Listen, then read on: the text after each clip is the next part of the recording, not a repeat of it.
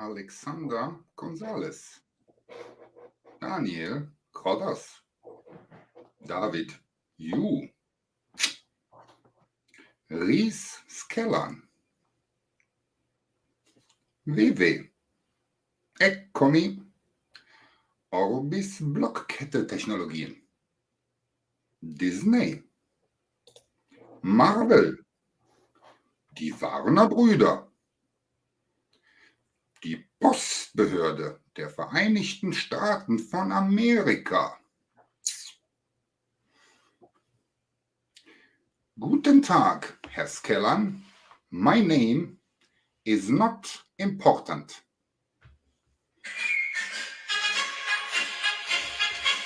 Pardon me. Ja. Ja. Ah, Herr Godensi. Nein. Nein. Eventuell später. Ja. Auf Wiederhören. Pardon me, Herr Skellan. Did you realize what just happened before we got interrupted by this phone call? That was a rhetorical question. I let you wait. And that means that I have the upper hand in this interview. I assume you were expecting someone younger and more attractive. Well, depending on the outcome, here today we might see someone else join us here, someone younger and someone attractive. It is I who will ask the questions.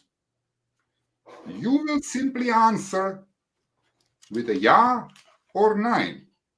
Do we have an understanding, Herr Skellan?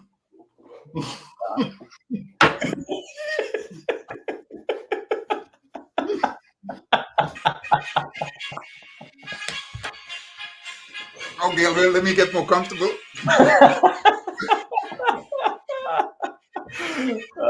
Good morning, fam. Good evening. I hope you all realize what you have signed up for today. I'm right here. Oh, jeez. Oh, that was great. I had no time to check the chat. This is the Superman cage, yeah. I hope that people did not get scared or something here, Hydra. Those who did not realize. Please welcome to the German-speaking community. Welcome. Hello. Hello. I am really excited. I did this. You know what the funniest part about all of this is? Maybe you don't know. I'm not a real German. My parents are actually from Croatia. Yeah. Outrageous. But I was born and I grew up in Germany. So for me, you know, Germany, Croatia, Europe. As a matter of fact, I'm a human from planet Earth. That's how I like to. Yeah, I'm with you. So let me start here. I need to get this back. You know, now how to focus. It was worth it. It was definitely. I did not have the time to check the. Well, first of all, I will not be distracted by all of the comments. I find it really distracting. You know, I want to concentrate really on you, and yeah. So later on, coming to an end, I will get to the questions if there being some asked, and I'm sure there will be some asked. First of all, I am the VeVe Meister. Probably you did not know me. Now you will know me. Maybe also remember I have a small YouTube channel in German mainly. I do my stuff also in Croatian for all the Balkan countries like Croatia, Serbia, Bosnia. There's a slight difference in the language. From time to time, I also do some English videos, which were on topics where I think they were missed. So maybe it's worth looking into. And I'm also on TikTok sometimes. I'm going with the flow. I'm going with the time, you know. And yeah, exactly. So let me just see where we are. Yeah, you go for it. I did see one comment. This is Richel Skeleton. So I guess I have a Dutch name now. German name. My hair is all normally I have it a bit different, but I had to do it the German style, you know. But okay, here we are. So the surprise guest will be joining us later in the interview. Okay, so everybody needs to stay with us, I suppose, because one interesting thing about that is that even Reese does not know who will be joining. I teased it the same way like I did on Twitter. So a woman, an attractive one, and a young one. So let me see where we are. The first topic. So I will read most of the questions here because it's impossible to remember them all. And I would like to start off with the Decon in London. Mm-hmm. I was there. We were there. Plenty of VeVe fam was there. I had the best time. I met so many people there. And I think it was fabulous.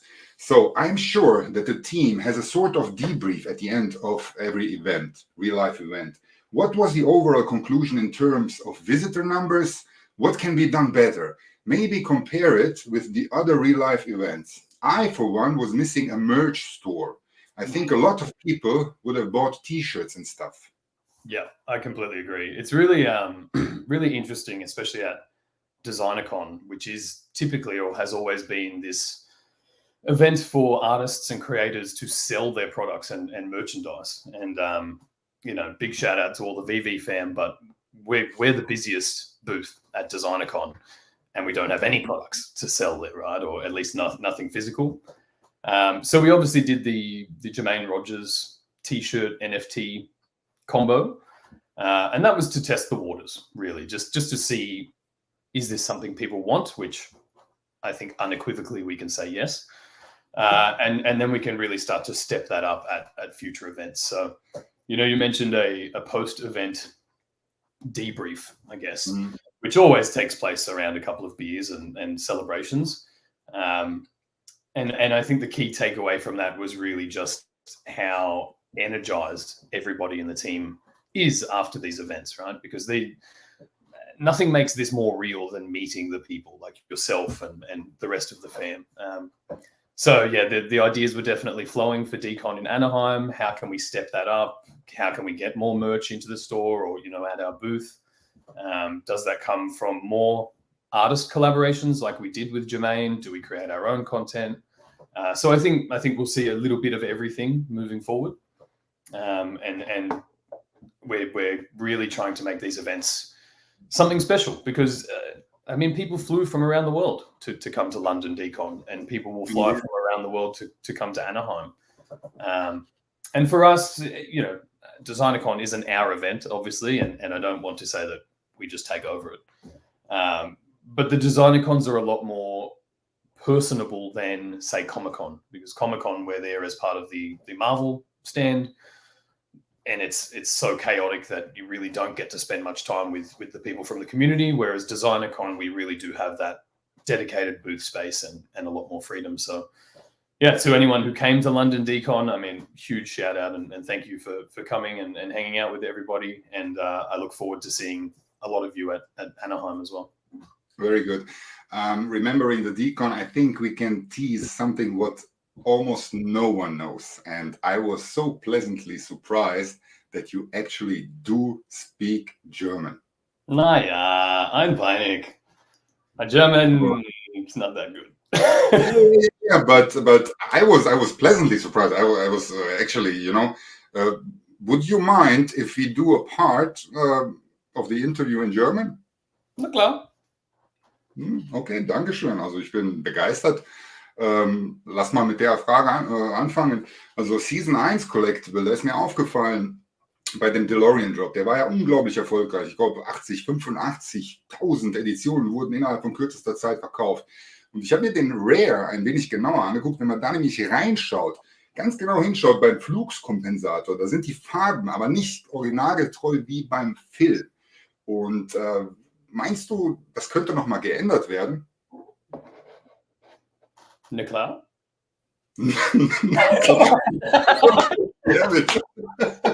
I should have asked a big question. Na klar.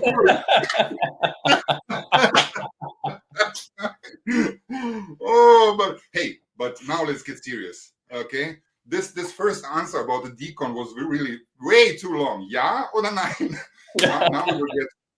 Now we'll get to it. Serious. Okay, let's go. I have a lot of questions, and they're not in some kind of order, just to confuse you. You know, it will be this topic, that topic, blah blah blah. So, Reese. Yeah, but I need to start with Germany. Do you know in which countries German is the official language? Germany, Austria. Is German the official language in Austria? That's probably the extent of my guessing. Where else? You have the three countries you have always named together. If it's about the German speaking community, it's Germany, Austria, Switzerland. If you know those three, you're good. You're golden. German is the national language of Switzerland, or Swiss and German is just spoken? No, the Swiss, they have their own dialect. But in school, they're being taught, if I'm not wrong, this dialect, so which is Schweizerdeutsch. Okay. But the official German, Hochdeutsch, the correct German way, they're being taught as well, right? And then we have also, this is interesting, Belgium. One part of Belgium has the official language German as well. And then you have also, Flemish in Belgium, right? Like it's there you go. Yeah. Yeah, in Belgium, it's quite complicated. You have Flemish, you have French, and you have German as an official language. And then you have also Liechtenstein. Liechtenstein is a winky little country, but they also have an official language, which is German. But let's not forget a very nice country, Luxembourg. So they also speak German, yes. So now you know which countries to target one. And by the way, Luxembourg, they're like Monaco. They're like they're loaded. You know, let's get our stuff. They can afford virtually anything. So the German community, I would love to say, is quite active. But there's plenty of people, now you know which question I'm going to ask, and it will be the only one question, right?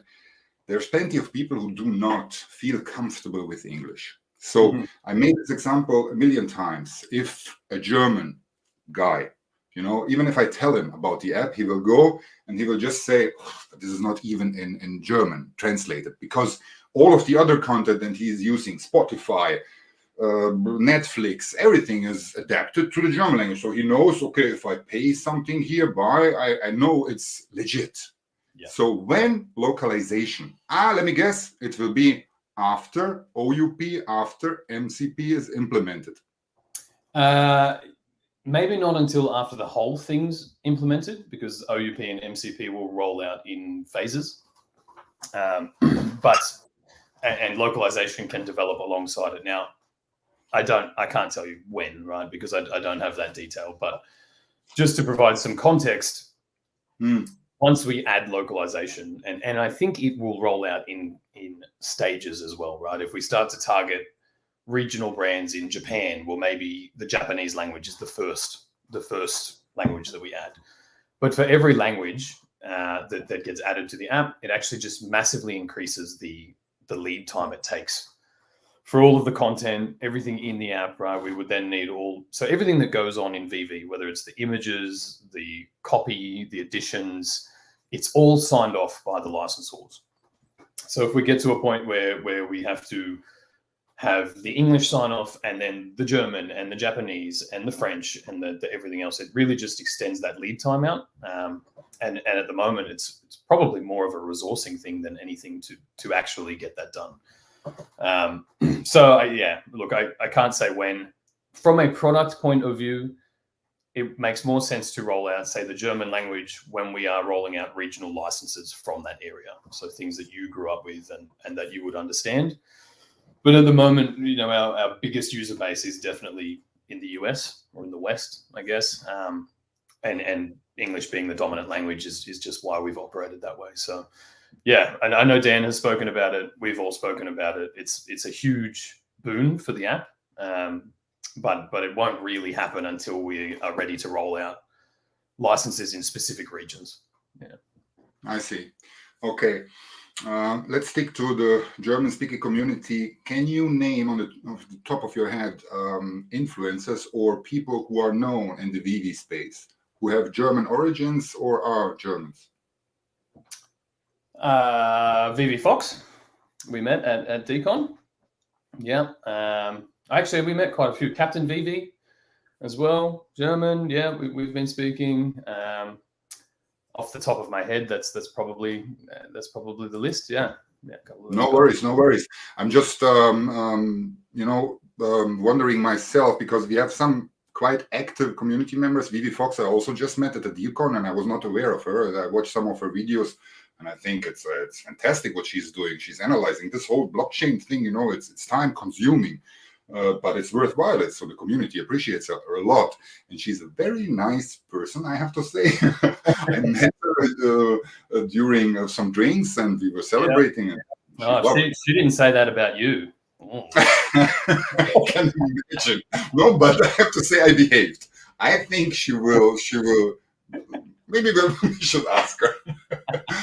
So, just to fill your perception, Dr. Profit, right? He is, as a matter of fact, German. Mm-hmm. He just tweets all the time in English, but he is, as far as I know, he lives in Portugal.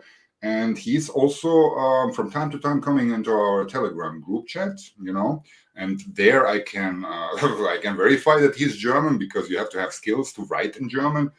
So for all those people who think that David Yu and Dr. Profit are the same person, well, Dr. Yu, hands down, your German is flawless. I've heard David's German. It's not that good. So we have Dr. Profit, as I said.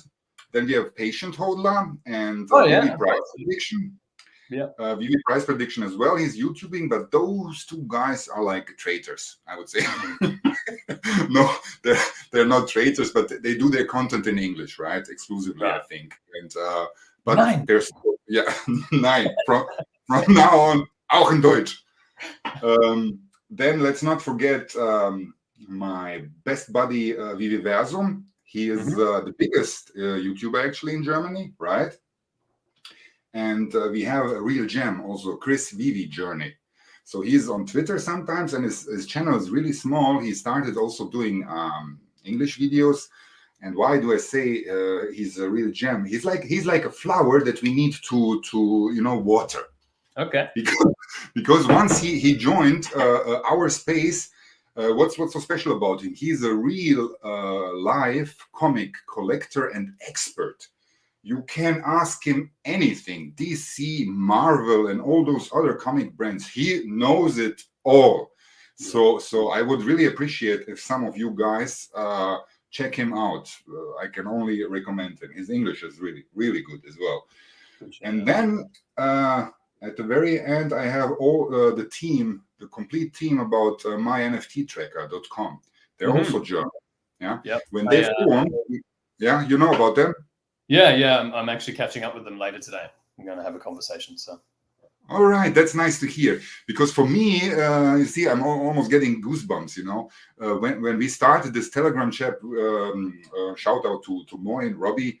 He opened this Telegram group, and I joined, and I think I was the 3rd or the 4th one, and we were like, "What the heck is this?" And then it became larger and larger, and I could witness how this is growing, especially December and January.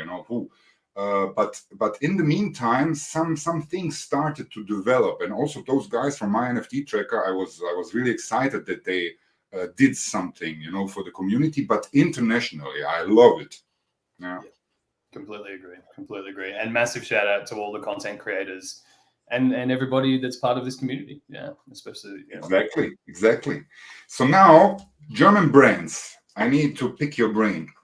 Can you name 3, maybe even more, maybe less, German brands? Can I name 3 German brands? And I should. This is no confirmation of any brand. It's just a. You don't say. You don't say.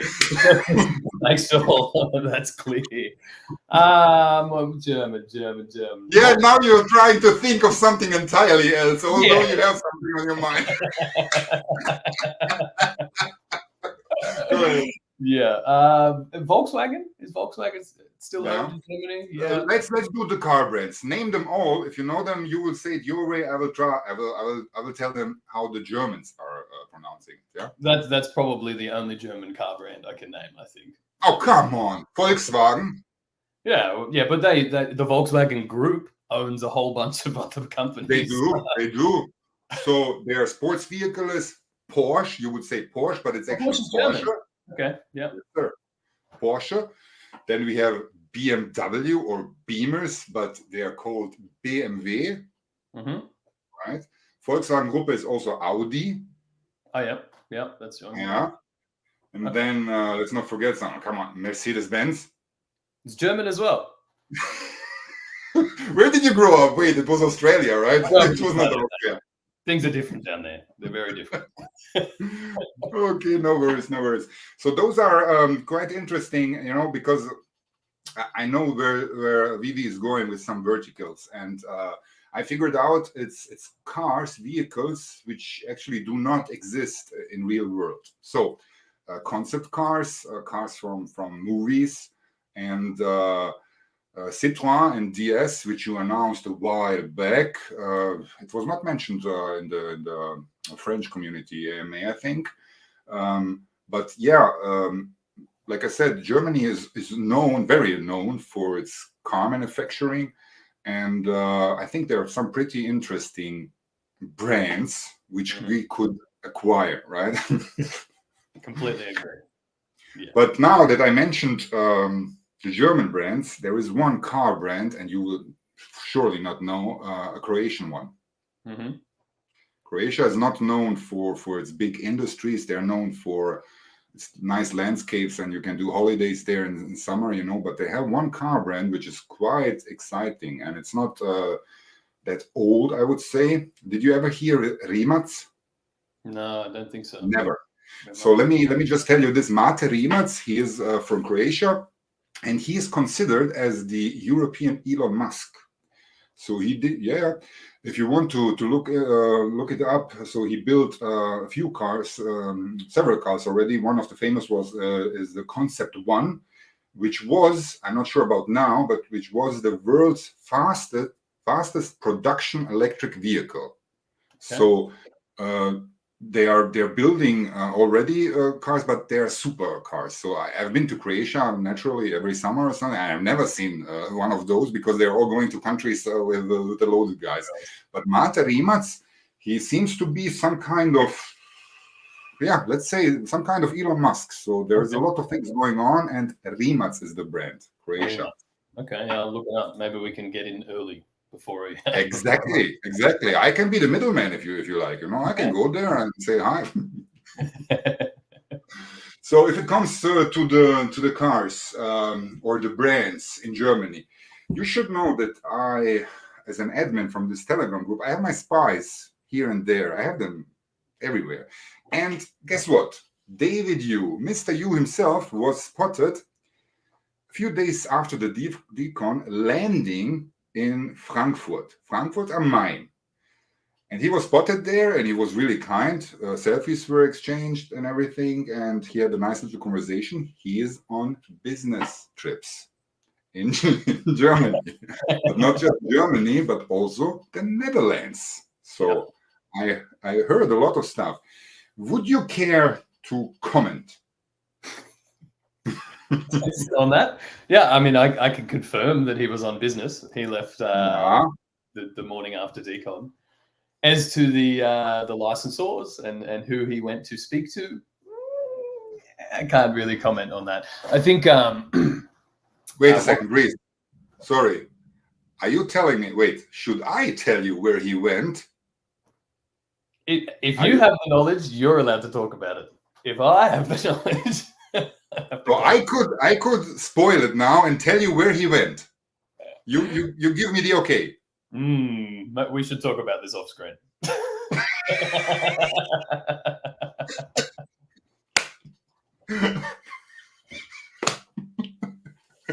You see what I did there, Mr. Heftelon? Cloud? I'm getting all red here. Let's go to the next point. I have so many points. Okay. Okay, this one. I know that in the early days, David and Dan did a lot of work in acquiring new licenses, especially after the Disney partnership. This has shifted, and I assume the IP owners approach VeVe now. Theoretically, let's say David saw someone from BMW, theoretically, to make a similar deal like you did with Citroën. Concept cars. How long does negotiations on deals in general take? And once the deal is done, how long does it take if the licensor would like the NFTs to be released as soon as possible? Yeah, so it really depends first and foremost on their understanding of the industry. In the last 12 months, a lot of these companies really started to look at their digital product strategies, right, and started to understand that. Now, when we started acquiring licenses, or at least having these meetings with licensors, some of these agreements took 2 years, 3 years to sign, get across the line. And a lot of that was because back then, no one was doing it. So nobody knew if it was going to be successful. A lot of these brands were hesitant to attach their brand or their IP to a new company, all of those things. But as you say, really once we signed Marvel as our sort of marquee license partnership, a lot of the brands that were on the fence started, they came back to us and wanted to reopen conversations or to sign the deal. But they still take, these agreements can still take 6, 12, 18 months to go from the first conversation to an agreement. Even now, if it's already streamlined, let's say it should, even now. Well, now we actually have the opposite problem. Whereas in the early days, we were trying to get as many licenses from as many places as possible. Well, now there's almost too many licenses, right? There's too much content, because ultimately there still isn't a platform that is as easy to use as VeVe, right? So a lot of these licensors want to work with us. It helps their brand power if they're listed alongside Disney and Marvel and all those kind of things.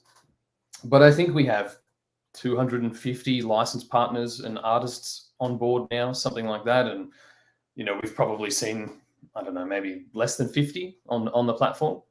So once that agreement is signed, then we can begin that process of like, okay, what do you want to release? The back and forth as to how we think it should work, what they think should work, and then it goes into the content production pipeline. Now, depending on the asset, if it's something they already have modeled and we just need to adapt it, it's quicker. But sometimes those assets can take 6 months to create and optimize, especially, if we're using vehicles to add in all of the functionality, like the controllability, any sort of animations, or interactivity will take longer to build as well. It's all case by case. But from start of conversation to maybe releasing something on VeVe, like probably averages maybe 18 to 24 months. Yeah. Okay, very well. So Le Petit Prince, Citroën, DS, and LOL are still on track. VeVe still has those licenses. Yep. Still have the licenses. Still in the works. Just to get those. Okay. Down. LOL, I imagine, is a license that is mainly aimed at children. Mm-hmm. Yeah. Well, for the most part, right? You, as a collector's item, you tend to have adults being the collectors, right. But the brand and the product is obviously focused at children. It's almost like Barbie dolls, right? Kids play with them, but adults are the collectors of them, right? Or the people that really enjoy those things. I kind of put LOL into that same category where it's you kind of hit both markets. Yeah. going back to David Yu landing in Germany, and then he hopped over to the Netherlands. You can do stuff in the Netherlands. I don't know if you're aware, right? But if I say just one word and you give me your reaction, your facial reaction, I will say in the Netherlands, music. How's that for a reaction?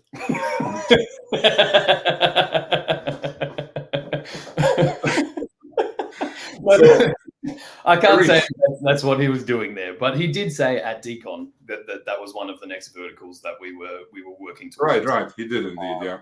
Okay.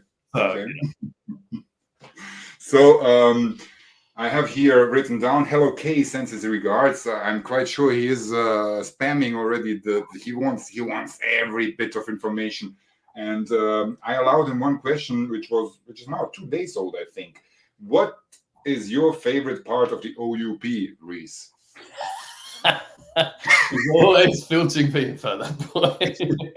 What's my favorite part of the OUP? My favorite part will be when it's done. And everybody else can read it. Look, in all fairness, you gave a little bit of something. I had to fish up until now. I'm gonna do the fishing for the rest of the interview, but you have to give just a little bit, you know, a little breadcrumb. What can I give away? Okay, yeah, this won't hurt me, I don't think. Later. I think we've confirmed after the first one that we have 5 staking tiers in this model. Now, after the feedback we got when we released that first article back then, we had it that you had to be staking at least sort of tier 1 to do anything with OMI. So we've got rid of that. Anybody in the app will be able to use the OMI token. But the staking tiers are obviously going to be your only way to get some of these in-app benefits and perks and those kind of things. So anyone can transact with the token for most items. There will be some that are just for stakers. And I think the lowest tier we have at the moment is the equivalent of $2,500 in OMI, and the highest tier, it just doubles per tier. So the highest tier at the moment, the dollar value is $40,000 worth of OMI staked. 40. Do we have one for Dr. Profit, which reads like 125? Yeah. Look, we have discussed higher tiers, and as this develops, right? But really, what the OUP is at the moment is the foundation, right? And once we build in the core infrastructure and the core features, we can expand on each one of those items and plans. So, look, if in 12 months' time, 18 months' time, it makes more sense to have a higher tier, right? If the price of OMI has gone up exponentially and everybody can afford these things, and really, if we can put in strong enough incentive to justify $100,000 or whatever it is, then we'll look at opening some new tiers. But for now, we'll run with the 5 and make those decisions based on actual data instead of just our assumptions. Right. Thank you. I appreciate the little breadcrumbs. Let's go on. Favorite brand collectibles which you would like to see on VeVe? Me first. So 20th Century Fox, they have are they bought by Disney now? Does Disney own 20th? That's a good question. I mean, I kind of think Disney is going to own everybody before long. So it's not that. Well, I know Disney owns The Simpsons, but I don't know if they own Fox. Yeah, 20th Century Fox. Yeah, must be. Maybe someone in the comments knows for sure. So the Predator, I need him. I want him. And Alien, the Xenomorph. Then I need also the T-800 from the Terminator. And everything, what you see here in the background, my boys, I have twin boys, they said, Dad, don't forget to say that we did the setup, right? So Marvel we have already, DC we have already, but look what's missing. Sega? Yeah, I'd love to see Sega. Yeah. Yeah. And Nintendo is missing, my friend. Super Mario, Bowser, and you know what this fella is called? I love him. Yeah, is it Yoshi? No! Who is it? What am I looking at? Come Oh, on, man. Trooper. That's Trooper. It's Cooper Trooper. That's my bad. Yeah. It's Koopa Trooper. Yeah, Koopa Trooper. Sorry, I wasn't I love looking for I love it. Koopa Trooper. And what would you like to see? Maybe something from your childhood, or what is it? I mean, I would love to see Sega. Yeah, from my childhood, I had what was it called? A Sega Mega Drive, which was one of the early console gaming machines. Sonic the Hedgehog and all those kind of games were on there. So yeah, I think that's a great brand. Sonic. I'd love to see some of the early PlayStation games as well, Final Fantasies and those kind of games that I used to play. I think that'd be really cool. I would have said FIFA, right? Football, but they have signed a deal with Algorand, I think, and they're releasing some products. Yeah. But I wanted to mention that if you want to conquer the European market, I think UEFA or Champions League, they're still there. You should have a look into it, because if you get anything with football related or soccer, somebody calls it soccer, then you have Europe definitely. Yeah. So the sporting licenses like that are actually really complicated, right? Because you have the player likeness rights, which is sort of one sect. Then you have the uniforms and all of the kit, which is the club. If you're doing anything to do with the fields, that can be a separate part of that.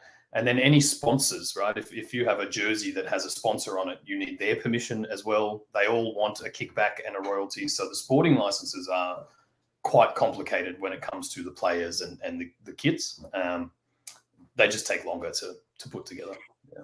So one European brand now comes to my mind. If it comes to collecting, it's Panini from Italy. I'm not sure who owns them now. Cards, Panini cards, or something. Yeah.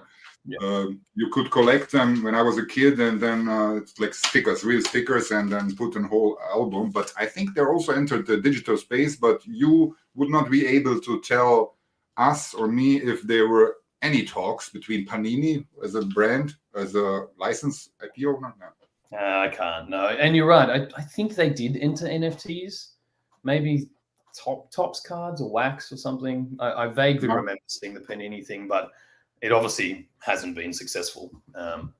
Right. I mean, that's something we find a lot, right? A lot of these brands will go off and try their own projects or their own, pilot programs. Exactly. And then when they don't work, they call us and say, how do we make this happen? But on that topic, what I think is important to understand. So I will not say the P word. And people always are afraid if P shows up on the blockchain in some kind of iteration. And then I always emphasize the fact, but wait a second, there are so many possibilities. Let's take stickers. Does it mean now that FIFA is gone, that they still could not have another agreement about another sort of collectible, let's say 3D collectible? So that's still a possibility, right? Okay. Absolutely. Yeah. I mean, that's how licensing works, right? There's Marvel T-shirts, there's Marvel backpacks, there's Marvel lunchboxes, right? They lease their IP to a whole range of products. And even in the digital space, right, we're licensed to produce these beautiful 3D premium models. It doesn't mean you won't find other 2D images of brands somewhere else, right? But I think we've all found, and I think most of these licensors have found, that the most effective model is something much more tangible, which is the products that we create. So yeah, there's always that opportunity for brands to be in multiple places depending on the product type. But like we always say, these brands, they don't dilute their own product, right? And the digital space is so small still that if they were to just go and blast products all over it, everyone would get over it, right? It wouldn't be that special anymore. So it's definitely, I don't think we're going to see any of that for a while. Okay. Next one. Is VeVe still in contact with Chaosium? Any other? Yeah, they are. You are good. Yeah, other? Yeah, I think there was some confusion when that happened and they put a halt on their NFT strategy because of pushback from their community. But as we all know, that pushback was very unjustified, right? That was people who were just reading the mainstream headlines. NFTs are destroying the planet, blah, blah, blah, right? They didn't do any research to see that we were carbon neutral, that we were already using, immutable X, which uses a fraction of the energy. And now that ETH has merged to proof of stake, that entire argument about NFTs being damaging to the environment has effectively disappeared. So, yeah, we are still in touch with Chaosium. We've sent them a lot of resources to help them educate their fan base on NFTs. That's nice. But yeah, in the aftermath of this, did any other licensor shy out? No. I think that one specifically was, Chaosium isn't even something that I grew up with, right? It was sort of before my time, and you tend to have that, not to pigeonhole the boomers, but people are very resistant to change, especially when the information they have is wrong. So I think that was more specifically to their fan base and their user base, whereas a company like Marvel is much more progressive in everything they do, not just their products. They're progressive in their films and their storylines and all of that. And at the end of the day, these companies, I'm of the opinion anyway, that if they don't modernize, which at this stage is digital products, they won't exist in 10 years, in 20 years, right? Absolutely. So now I will jump back and forth. Where are we with KYB? Will the KYB accounts be public, and will they have a blue check mark or something similar? You mean KYC? The Know Your KYB. Customer? What's Know Your Business. Know Your Business. Great question. No idea. No, I don't think they will have a check mark or anything to identify them as a business. It's more of a verification of their incorporation, of their their actual business details for us, so that they can operate as a business within the app. Now, that doesn't mean they're selling products within the app. It just means they can have VeVe digital collectibles on their assets, on their book of assets. Right. But let me ask you this question. Is something similar already somewhere else happening? Something similar already somewhere else happening. Do you want to elaborate on that question? So we have VeVe as a platform, and eventually we will have businesses who can own digital assets. Are you aware of any other platforms where businesses are officially owning some digital assets? Nothing is official until it's official. No, not for us. Yeah. No, but I mean, there is nothing on, I would say, on OpenSea where. No. Look, there's nothing really in the rest of the ecosystem because it's so new. It's such a new space. Most businesses don't know how to approach it, and if they do, the rules and restrictions around how a business can operate, what types of assets they can own, where they can invest. I mean, one, it depends on where they're incorporated, right, and how strict those rules are. And two, you have to have these verification processes in place because theoretically businesses are operating with a lot more money than a retail investor, right? So if you can't verify where that money has come from, or check all those boxes, then it opens us to some sort of liability later. So no, to answer your question, no, I really don't think there's many other, obviously exchanges, right? Crypto exchanges, you can register as a business, but in the NFT industry, no. OpenSea is so rife with scams. I know most businesses will continue to avoid it, right? There's not much motivation there. And then the only real, you saw the 3 Arrows Capital, the crypto hedge fund. Do you know that story? Okay, there's a crypto hedge fund, 3 Arrows Capital. They blew up, right? The Luna thing happened, then 3 Arrows Capital blew up. And when you go through their asset list, they were buying, I don't know what it was, a Goose NFT for $5.4 million. I think it's now worth $500, right? They had all of these ridiculously overpriced NFTs and assets in their lists, and the company went bust. They'll now have to liquidate those assets. So that one example will probably set everyone back 6 months or 12 months in terms of businesses coming into this space. The whole industry, the whole space Yeah, at least in what I would call the normal NFT crowd, right? The OpenSea NFTs, because now there is something for regulators to point the spotlight at, right? They can use that as an example and say, well, you need to either step up your regulations, right? And for OpenSea, that would mean implementing KYC, right? And they haven't done it yet, but that's why we did it, right? We could see the writing on the wall. You can see the regulation coming. So we wanted to get ahead of the crowd there. Now that I sweet talked to you this whole time, are you ready for some tough questions, Reese? Yep, let's do it. Let's do it. So for a few months now, the gem liquidity has been suffering.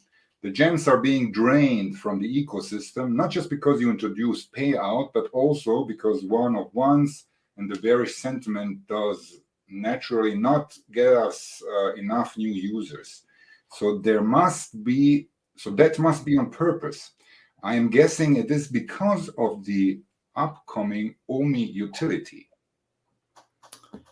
Which part is on purpose? You mean the liquidity draining?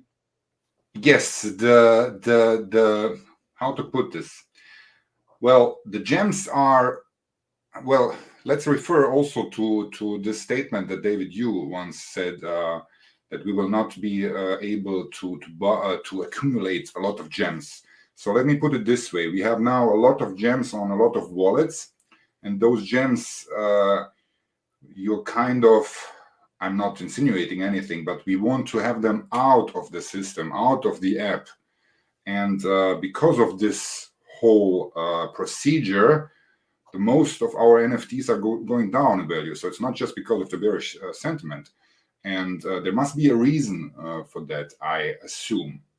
Yeah, look, honestly, I think it's more a matter of the market, right? I mean, the whole financial world as opposed to just us, right? Now, obviously, when payout went live, a lot of people wanted to just see if it was real, for starters, right? So people pulled that out. But I mean, fundamentally, if your mortgage rate just went up to 5% or 6%, and you're now exponentially more out of pocket, you know, people will always sell assets that are more risky, right, or those things. So no, I think that the liquidity draining that has happened since payout is more a function of the global financial environment that we're in than it is something app specific. Now, obviously, we're trying to implement ways to return that liquidity, right? So we have the OUP, which will give OMI holders a lot of ways to bring their tokens back into the app and start spending them. We also have crypto pay-in, right? So at the moment, right, and I'm one of these people. If there's a collectible I want, but it's just shot up to $2,000 in the market, like I don't just drop my credit card on that every time I want something. When I've got a lot of crypto, right, and a lot of people in this industry and ecosystem have a lot of crypto. So if I can start using that to buy gems instead of, you know, putting down my credit card or money that I need to actually live, So quick interruption. I buy with my OMI directly a collectible. I will be rewarded somehow because I'm spending OMI, and there will be a burn effect. Yeah, exactly right. Yeah. That was the breadcrumb we dropped a few days ago, I think. The basically, and look, we will build out that part of the OUP. But anywhere that there's a little, you're burning OMI, right, for little transactions, we're going to give you reward points as well so that you can then redeem for other things. But if I want to use ETH, for example, or USDC, I'll be able to bridge in and go ETH to gem and then use those gems anywhere in the app. So, you know, we're trying to... sorry, you're not now talking about a bridge which the provider will give us. Let's name him Wire. So we take our crypto and then we either use our ETH or we buy some OMI and we can do, or we can buy them. You will go crypto to gem, right? So ETH to gem or USDC to gem. OMI you'll be able to transact with directly in the app, right? Because really, that's our token. We want to increase awareness and use of the OMI token, right? And there's more incentive to use OMI than there is to use ETH, right? When all these things are built. So we're really, you know, the wire, you know, crypto to gem is to bring in liquidity to the market. and bringing in more of the crypto crowd, right? Because right now most people in VeVe are non-crypto, right? They found VeVe, then maybe they learned about crypto, but they didn't start there. So we bring in that crypto crowd. They see OMI in the app and see that it's cheaper or more beneficial to use our token instead of ETH. Hopefully incentivizes people to go and buy the OMI token, right? And to start using that. And then obviously all of those features should boost the liquidity in the market and boost the user base to really try and... Just a quickie, so this ominous whales, let's say ETH whales, they know exactly, they will figure it out within seconds, I suppose. For them, it's better to buy buy OMI with ETH on an exchange and then go to our app, but it's better than buying gems with ETH, correct? It will be, yeah. When it's all built, yes, yeah. That's all right. All right, yeah. Got it. We need to push further. Coming back to KYC and the number of KYC accounts, I, as Kellan, would like a number. I think the VeVe fam deserves a number. You yourself were quite outspoken in the past about many new accounts, about how many new accounts were created back in the days, I remember. Give us, I'm reading myself here, it's quite funny. Give us a number. I don't have the number, but I'll try and push Dan to release something. Yeah, I think the numbers I'm working off now, we see, I think it's around 650,000 unique wallets. Wallets. I don't really want that. That means accounts, right? Because if there is, every single VeVe account has a wallet address. But this is something that VeVe Fox can tell me. I just chat her up, and then she's telling me. I would like to know. That's where I get it. That's where I get it. Accounts we have. Yeah, I'm not sure. I'd have to find out. Yeah. Then I will give you one number because you are surely able to pinpoint it a bit. So I will say a number, and then you just, without thinking, you just say more or less. I will just say 150,000. I think it's more than that. Okay. Yeah. Coming back, so bots were a constant topic when we were in a bullish sentiment. Now it really doesn't seem to be an issue anymore. Tell me, please, something about KYC accounts that can be bought and what the security partner that is working for you is doing to prevent these things. I can't give you those details because then all of these accounts would get around it, basically. So we are obviously aware of it, right? We saw it happen. Yeah. And we've implemented some new ways to combat that, really, and new ways to identify those accounts. And I will just say that, we all see people complaining on Twitter that their account was restricted or that their KYC wasn't approved. Every single one of them that I've looked into has given us fake documents, right? So our KYC providers absolutely catch, the vast majority of them at the start. And then it's a matter of dealing with the ones that are legitimate KYC but have sold their account to someone else. But we can obviously see those things, right? You can see where their phone is logging on from and whether that matches. You can flag accounts that way and research them. But I really can't give away any of our security practices there. No, I understand that. Yeah. So drop times worldwide, I've written down here. I would like to understand this, and this is interesting because I think this is even before your time, before you joined VeVe. There must have been a moment in time where where your bosses sat down and had a general idea about what time should the drops be, because they have to be at the same time worldwide. And you in Australia and New Zealand, you were like, what the heck? But we in Europe are quite blessed. So it was 5 p.m. and then sometimes it was 21, so which is 9 p.m.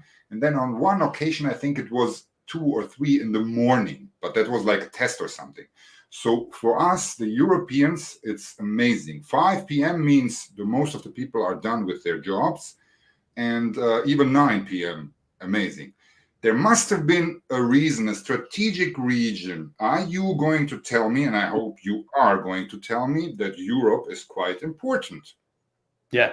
The so that drop time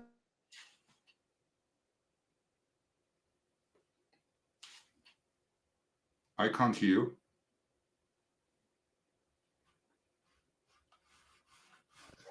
How's No. that?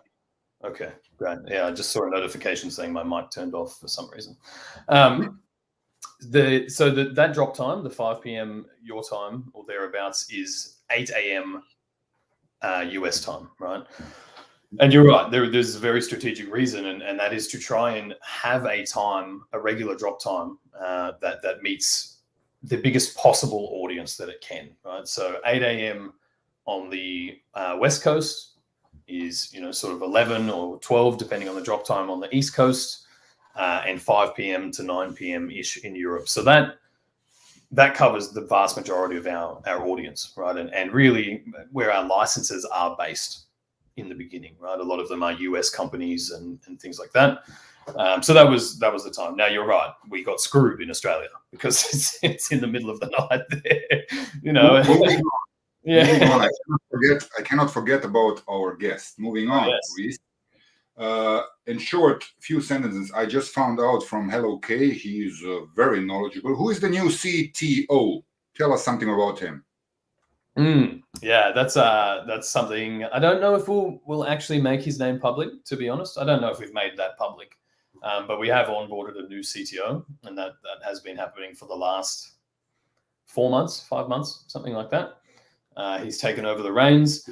Now, I'm of the mind I would love to introduce him to people, but it might actually pose a bit of a security risk for him and the company and all of those things. So hopefully we can intro you to him at some point. But I guess I'll just take this moment to publicly thank Michael, our CTO, who really from the ground up built VeVe and built the dev team and figured all those things out.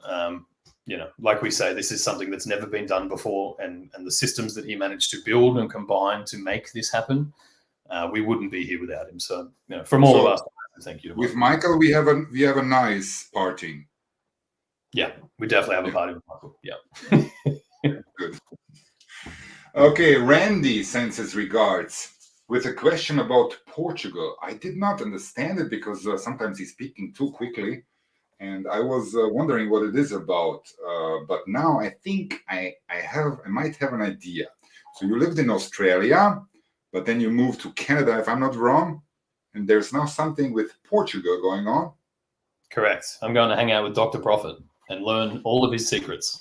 So really, you're going to move to Europe? I'm going to move to Europe. Yeah, absolutely. When? I've early next year is the plan. Maybe March or thereabouts. It depends on if the Portuguese government gives me a visa, please. If you're listening, yeah. Look, I have lived in Canada probably more than I've lived in Australia for the past 9 years, 10 years. I've come back for the mountains each time, but I'm just ready to live somewhere new and. Okay, but really, you know what Portugal is famous for, right? Sunshine, one more? Portuguese chicken. Give me one more. Yeah, tax-free living. Is that it? There is something with Texas in Portugal. I love this approach. I can only be really, really, really disappointed in my own government, which is Germany. And they're putting so much hurdles for this adoption of new technologies. I see it, you see it, everybody who's watching this, we feel it, that this is the way to go. And there is so few incentives. Portugal, on the other hand, they said, and this is quite interesting because I don't know if you know how the European Union system works. They have to work closely together, each countries. But Portugal, in that regard, amazing. Let's not tax people who have made gains. They made it because they educated themselves, because they're, and also I think startups and all of these things. So cheers for coming to Portugal, Reese.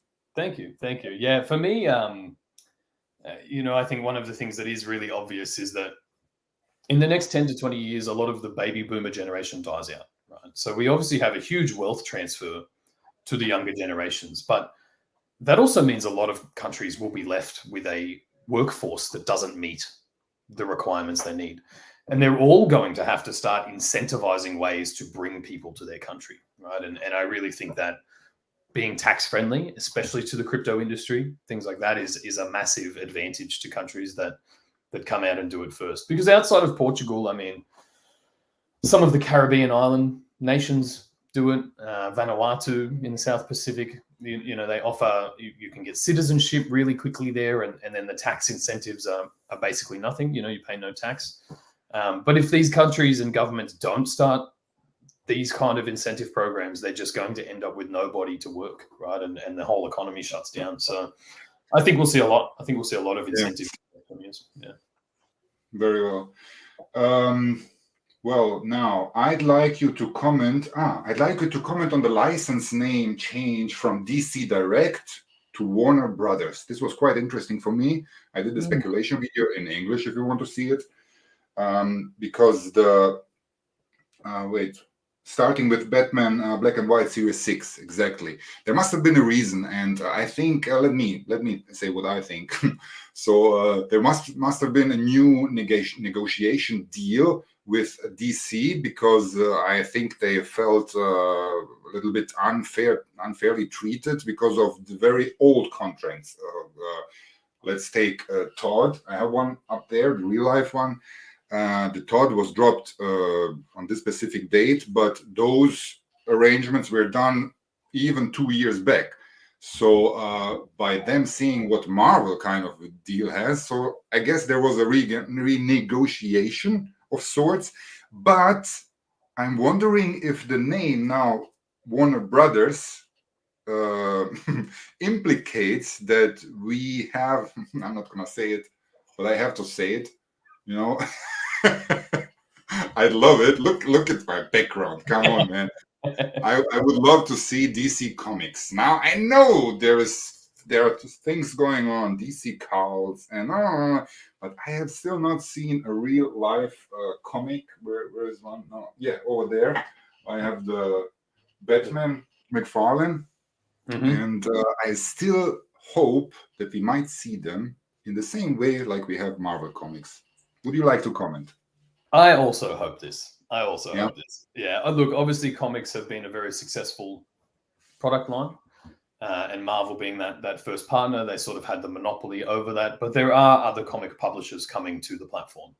Now, the renaming of, or the relabeling of DC Direct to Warner Brothers, I think that, as you say, there's probably a renegotiation. Right? Licensors aren't stupid when they see other companies making more money. But I think it's probably more of the ownership structure of that, right? Like Warner Brothers is sort of the top level, and then DC is exactly in that. Yeah. So exactly, they're the top level, and everything falls underneath. Yeah.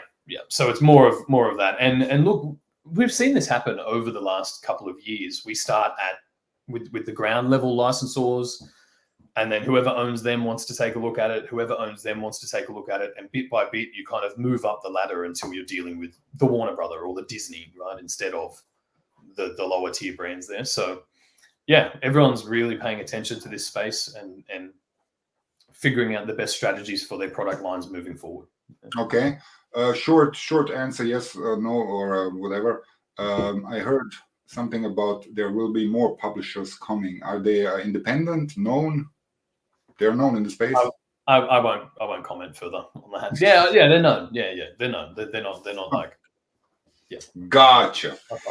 So, am I to understand that APIs that you will give out in brackets, only the clown had one bracket, will be the same for everyone, or will some of them who pay will get more access? Yep. That's correct. So there will be a free public API that people can plug into and build some tools. And then there will be a paid version that will supply a lot more data points, basically. So if that's really designed for people who are going to monetize their own platform, and they can justify spending that fee. And ultimately it's really valuable data to be able to access and put out. So that's kind of the way we're approaching that. So there will be something free for everybody. I think a lot of the information will now be accessible once metadata is live as well, or at least that first link, because you'll be able to. I'm coming to that, but I need to move on. Reese, sorry, thank you. Metadata, you just said something really nice. Community-driven projects. I need to name them because this is something what I really love about the VeVe fam. I'd like to give a huge shout out to those who already made the OMI token a utility token. Brocknet Blockchain with the Fishes, who is a mastermind of sorts. Yeah. Frank and Fed Productions with their mini game, and especially Curtis Cooper with his 2 mini games. So he made these games even into play to earn, which was mind blowing for me when I discovered. Did you hear about his this solar company thing in Texas that he's doing? No, I don't think so. I read this weekly news update and I was like, what the heck is going on? So he is apparently partnering with with a company which also produces solar panels, if I'm not wrong, and because this is good for the environment and whatnot. And I'm not sure if this is his area of expertise, if he's just working with them, or if this is his job. But a percentage of this revenue will be taken to burn freaking OMI. The guy's a legend. The guy's a legend, right? Guy's a legend. Yeah, this is, and I'm going to break these down a bit more in our token portal so new people can find where else they can use OMI tokens. But this is one of the things that brought me to crypto in the first place, right? The genuine community, not just like the company does this and you owe us X, Y, and Z, right? And the more people that band together, if everybody in this community played Cannon Crisis every day, we would be ripping through the OMI supply, right? But even though it's there, even though it takes 5 minutes, most people don't do it. So, my goal really is to keep putting these things back in front of people and try to drive that community spirit as much as possible, because that's how we get things done. I don't want to spoil something, but I got in touch with Curtis Cooper, who's really polite, and I pushed him some ideas, and I said, hey, do you remember, I'm not going to name it now because I want it to be surprised. Do you remember this very, very addictive game from back in the days? So it went viral, and I guess you can copy it very easily. Let's suppose it was 6, 7, 8 years ago, and it's perfect for a mini game. Does something pop into your mind, Reese? Yeah, there's a few. There's a few, right? Yeah, there's a few. Do you want me to name some? Name some. I think back then would have been Candy Crush, Angry Birds, some of those things. What else was really addictive back then? Why? What have you don't want to name it? Is that right? I don't want to name it because let's see if he's going to program it, maybe, and maybe he will. Maybe he will put me somewhere in the game there. Give you a little character. So before I go on with my questions, I would like to introduce several suggestions. This is important. Several suggestions to bring VeVe forward. Some of them I think are never heard of. So first thing that you mentioned in the last AMA, App Store reviews. I think they're really important because we need to be aware that fathers, especially fathers, they have all the time in the world to fund the project, and they will put the negative comment. And then also, like you said, most of those reviews are before payout. So you will read a lot of comments about, I'm buying stuff, but I cannot cash out. So I would tell everyone who's watching, take this 2 minutes and make a nice review. Yeah, right? Thank you. The next one is buying gems in the web app. And now the question, do the users indirectly profit as well if we are buying gems in the web app? Longer term, yes, I guess you could say that, right? Because other than the fact you're now paying way less fees to use the web app, right? It means that we as a company don't have to pay 30% to Apple. Exactly. And longer term, as more people are purchasing gems on the web app, we'll be able to bring that payout fee down. So I guess indirectly, the more people using the web app to buy their gems, the quicker we can. The question is, why are you not advertising it so I can do it here openly? Are you not allowed to because of Apple and Google? Yeah. So guys, VeVe fam, if you have if you go, I am allowed to do it, right? Yeah. I am buying my gems for the Star Wars spaceships, I will go and buy my gems in the web app. Yeah, Why and not? some of the And other strategies. So just quickly, like the VeVe artworks, they're only available on the web app, right? And there will be some other products that we roll out in the future that are only available there for the same reason, right? It helps to push people to the web app without breaking the App Store rules, right? You can't have something in our app that says go there and buy. Yeah. go on, yeah, copy that. And the third thing is Trustpilot. I think many are aware what it is. Yeah. So we have VeVe.me. If you check it out, I think it goes from country to country, and the reviews there are also meh, especially the old ones. So if you find the 2 minutes Trustpilot is it Trustpilot? Yeah, Trustpilot.com. Everyone can do their own review and just be honest. You know, if you don't get 5 stars, give 4. But I think 1 star, like there are many, VeVe does not deserve. Moving on. Now it's getting interesting. This is still the suggestions that I have. No, now they're starting that I have. So, Reese, do you know how everyone nowadays has his own day? So we have a Star Wars day, we have a Disney Plus day, we have a Star Trek day, we have even a day of NFT or NFT day, I did see even that. Batman day. So what we need is definitely a VeVe day. VeVe day. We need that one. So one possibility would be, which one? The 14th of October, correct. Why? You know why? Yeah. So we went live, or the 15th, I think. Maybe the 15th was the first one. Somewhere there. Yeah.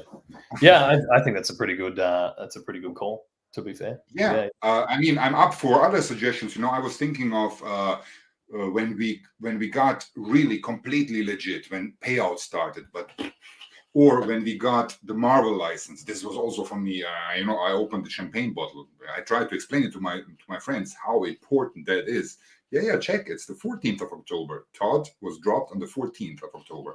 So one possibility, I think, might be for the VeVe Day. And I checked also. It does not enter. It's there is only one.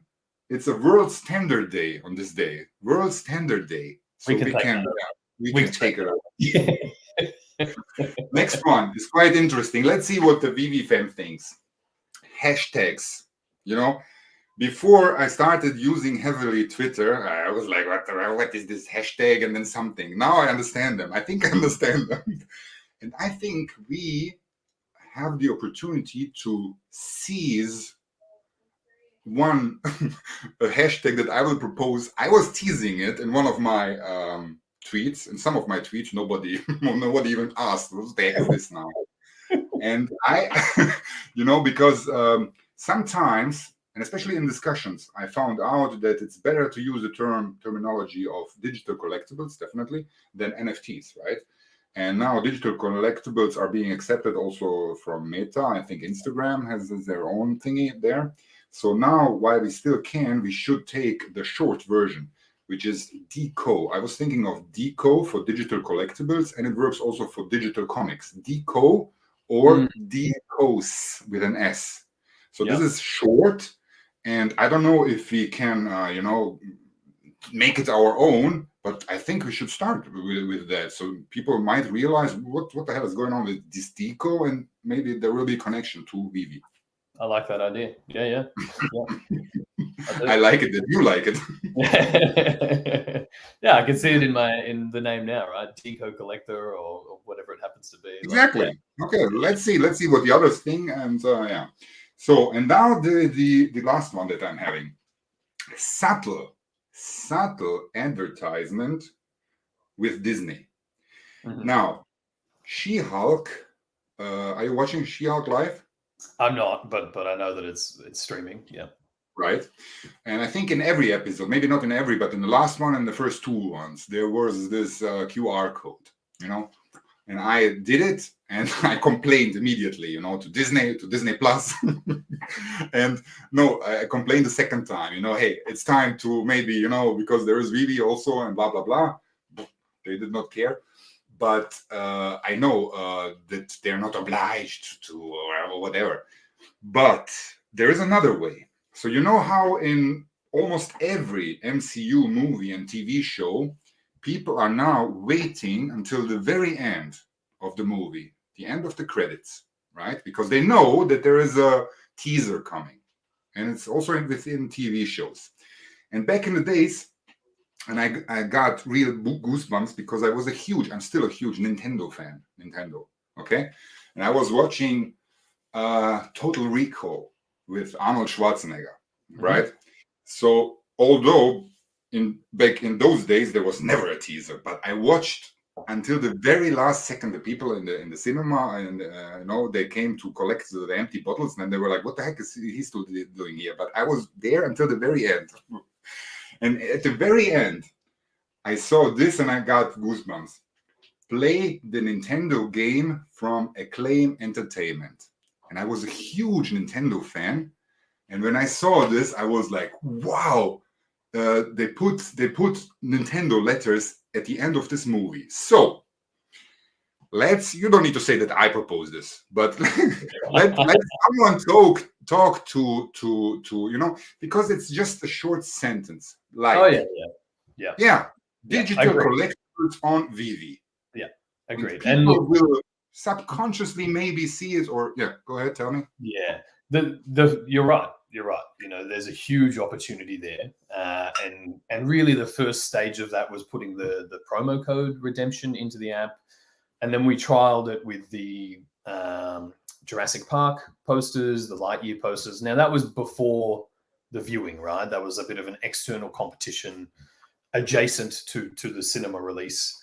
The same way that we released like the She-Hulk comic as the She-Hulk TV show was coming out, right? So there are all these little pieces that kind of operate adjacently to their rollout. But ultimately, when these guys are planning, say, their film release, like that's all planned months, if not a year in advance. So everything they're releasing now, all of their marketing strategies were in place a long time ago, and all of that. So look, this is in no way, shape, or form confirmation, but I fully expect to see those kind of things in the next few years, right? Where it's because these companies now have a digital product strategy, or they're at least starting to develop them. They are incentivized to share these products, right? They're getting a perpetual royalty off these things. If they start to add future utility to them, or you have to watch these 4 Marvel movies to collect these 4 collectibles and then go and play this game somewhere, right? So you can really start to lever that up. And look, I won't say we're going to see more of that specific type of marketing, but in terms of sort of cross-branded things with these brands, we'll start to see a lot more of that in the next 12, 18 months. Perfect. I need to rush through the last couple of questions before I let our guests come here. So, Reese, do you know what Ultraman, Chupacabra, Thor, the Thing from the Fantastic Four, the Immortal Hulk, and Superman have in common? No. You do. Those are all the collectibles that I had a giveaway on, right? And people are really patiently waiting. I told them, just wait. I will not forget you. I have it on YouTube. I have it on Telegram, and on Twitter. I did also some. They're not even bothering me. It's so amazing, So I was wondering when transfers will happen. You don't need to answer this question because you answered it on the last one, but there is an option. I can contact to you directly. Contact me. I'll help you out. I will do that. I will write all of the guys who won down with their according username, and then are you gonna do it without my permission? Take them out, or do I need to be active? You need to give me permission. Yeah. You need to. I'll send you a list of what I need from you, and we'll sort it out. It won't take long. Yeah, that's fine. Right. So generally speaking, giveaways can still happen, and you need to be contacted within reason, right? If every YouTube channel starts doing giveaways every day, it's too much. But every now and again, we can absolutely make that happen. Apropos giveaway. Do you know what apropos means? No. This is French. It's like by the way giveaways. This little fella will be given away once you're gone, because I know your time is limited and the surprise guest. So guys, whoever is watching, you know this one, Funko Pop, Todd McFarlane, it's amazing. I had to import it from the United States of America. It was not really, inexpensive. I think it's not available in Europe. And I want this guy to stay in Europe. So you're welcome to participate once Reese is gone. But you need to have an address. You need to be a resident of Europe, and then you're able to participate. So no US, no Canada. I'm afraid you get enough. Get enough. Yeah. So we need to be quick. Our guest is waiting. Filter function. This was an amazing one, and let's see how long this might take if we make this really nice suggestion. Filter function, sorting of collectibles. There is one which nobody needs. It's price highest first. so you get the 9.9 million for several times, and then so nobody needs that one. And the suggestion is you can replace that one with addition number highest first, which makes much more sense. There are collectors out there who want the highest edition number. Agreed. So let's see. Yeah, you agree.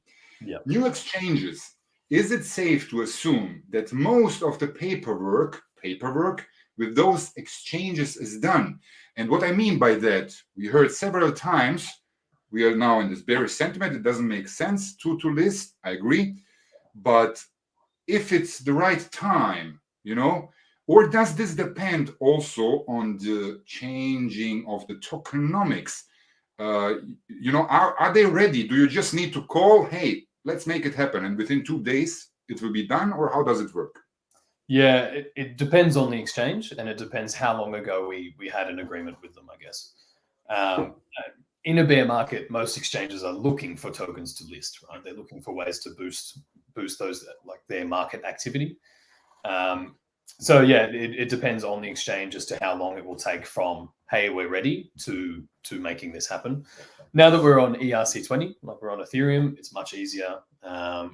We do have agreements in place with a couple of exchanges already. And it's not so much a part of the OUP or the tokenomics. It's more, I guess on one hand, making sure that there's easier access to buying the OMI token, right? If you're new to crypto and you have to learn how to set up a wallet, how to get money in, how to use Bit4x, how to bridge that to the VeVe app, most people just won't bother, right? So I think my biggest priority is making it easy to buy OMI in the app. Definitely. The biggest goal is, did you say in the app? I think it will happen in the web app. The web app, yeah. Sorry, I refer to them universally, but I mean the web app. Right. Because I don't think we will ever be able to buy. Yeah, exactly. But let me ask quickly about the tokenomics and the OMI utility program. Are you actually just writing the articles, or are you one of the experts who are working on them? Yeah, one of the experts. Well, I've been helping design this for the last 6 months now, I guess, a bit longer, just to re-engineer everything and try to balance. The hardest thing with the OMI utility program is creating enough incentive that there's a clear advantage to using the token without massively disadvantaging people who don't use the token, right? Because ultimately VeVe is a collector's app, and we have to make sure both sides of the house are balanced, or at least balanced enough. But I think we found a pretty good sweet spot between those things. And I'm really excited to share all this information with people and collect the feedback, because we'll know pretty quickly what hits and what doesn't. And then, we'll make the decisions based on the data that we have. Yeah. Right. But let's face it, because the end of the quarter is approaching, and because we don't want to disappoint those fathers, or do we want to disappoint them and make it on purpose later? But I suppose the article will be released right before the end of the quarter. I make no promises. I'm getting it out. Look, if it's not, what are we, the 28th? So a couple of days. It won't be long after, right? That's kind of the whole point. We don't, I don't promise to ever release anything by a certain date, but we have our priorities, and we try to hit them as close to the expected timeline. I'm not a native speaker of the English language, but I can tell you something. When I worked, I was in the military before, and I worked at a NATO air base, so a lot of different nationalities. And one of my American, Randy, would like to hear this. I guess I was in the Air Force, because he emphasizes always that he was also in the Air Force. God forbid you say the U.S. Army. It's the Air Force. Randy, I was also in the Air Force. And there was a lot of Americans as well there. And one lady, she was writing a dissertation of sorts, and may I take a look what it is about? And then I read it through, and I found so many spelling mistakes. So what I want to say is that it's like a magnet, I'm not a native speaker of English, but I see immediately a mistake. If you want me to proofread this, you're welcome to send it my way. I vouch for confidentiality, non-disclosure agreements, and whatever. I will spot any mistake. Great. Okay, 2 more or 3 more. Then we need to hurry. VeVeverse, first iteration. How much in percentage would you say it is ready? And don't be frightened by my asking, but land sale. It was mentioned a long time ago, and I had so many fantasies and thoughts about this. I'm ready, but give us just a little tease about about something in the VeVeverse, in the land sale, maybe. The land sale will come much later. I think that's important to really understand, because you really want to build that system or that feature around actual data, right? And to have something ready. Like we saw it with Yuga Labs and Bored Ape Yacht Club. They had a really successful land sale, but then markets crash, everyone's overpaid for this thing. They don't have a product ready, right? I don't understand. I don't see value in that, buying something like that without the product being ready where you can actually use it or start to generate something from it. So that will come later. As you know, as everybody would know, we've always said the first iteration of the VeVeverse is more of an extension of your showroom, yes. Right? You have that digital home, that digital space. But eventually you'll be able to sort of add like a basement level and have your collectible cars. And Reese, most of us, we know that already. If you cannot tease us something, I need to go on. You cannot. I can't right. So I will give you one word, and it's not even a secret anymore because it's out there. Rareable. Metadata. Give us something about that. Yeah, so Rareable integrated immutable X, right? So you can use the Rareable interface or their website to browse NFTs on a whole range of platforms now, right? So you can see any NFT listed on the IMX marketplace through Rareable. You can also filter to see any NFTs listed for OMI tokens, right? Because you can spend your OMI, your layer 2 OMI in the IMX marketplace now. But that's pretty much it at the moment. Any NFTs that will be available on IMX, you would theoretically be able to see and purchase through Rareable. But does this mean what I was suggesting to my actually viewership? I think it's the first step on metadata. Now that we have them on Rareable, they're obviously the first step on interoperability. So metadata is about to happen. So metadata, yeah, we link our systems with IMX, and anything else that's linked with IMX will have the same information and data. Yeah, so there's that. Now that's different to interoperability. Interoperability means actually moving the NFTs from VeVe to their marketplace. Yes, I'm aware, but let's call it the first step in this whole procedure. Oh yeah, now I think that's fair. I'd call it the first step. Yep, for sure. Got it. Now the sales volumina. How do you call that? The volume. Yep. Yeah, volume. Thank you. If you go on IMX, I think you will see first, second, third. So this is a very, very important thing, because once, exactly, you're doing like this, but I want to see it there finally. Same. And then people, same. So where's the holdup? Who's responsible? That's part of the metadata. So the reason it doesn't display right now is because IMX has their own transfer function, I guess. And because most of those transactions are happening in their marketplace, they can track what it's being sold for, right? So you get that volume measure.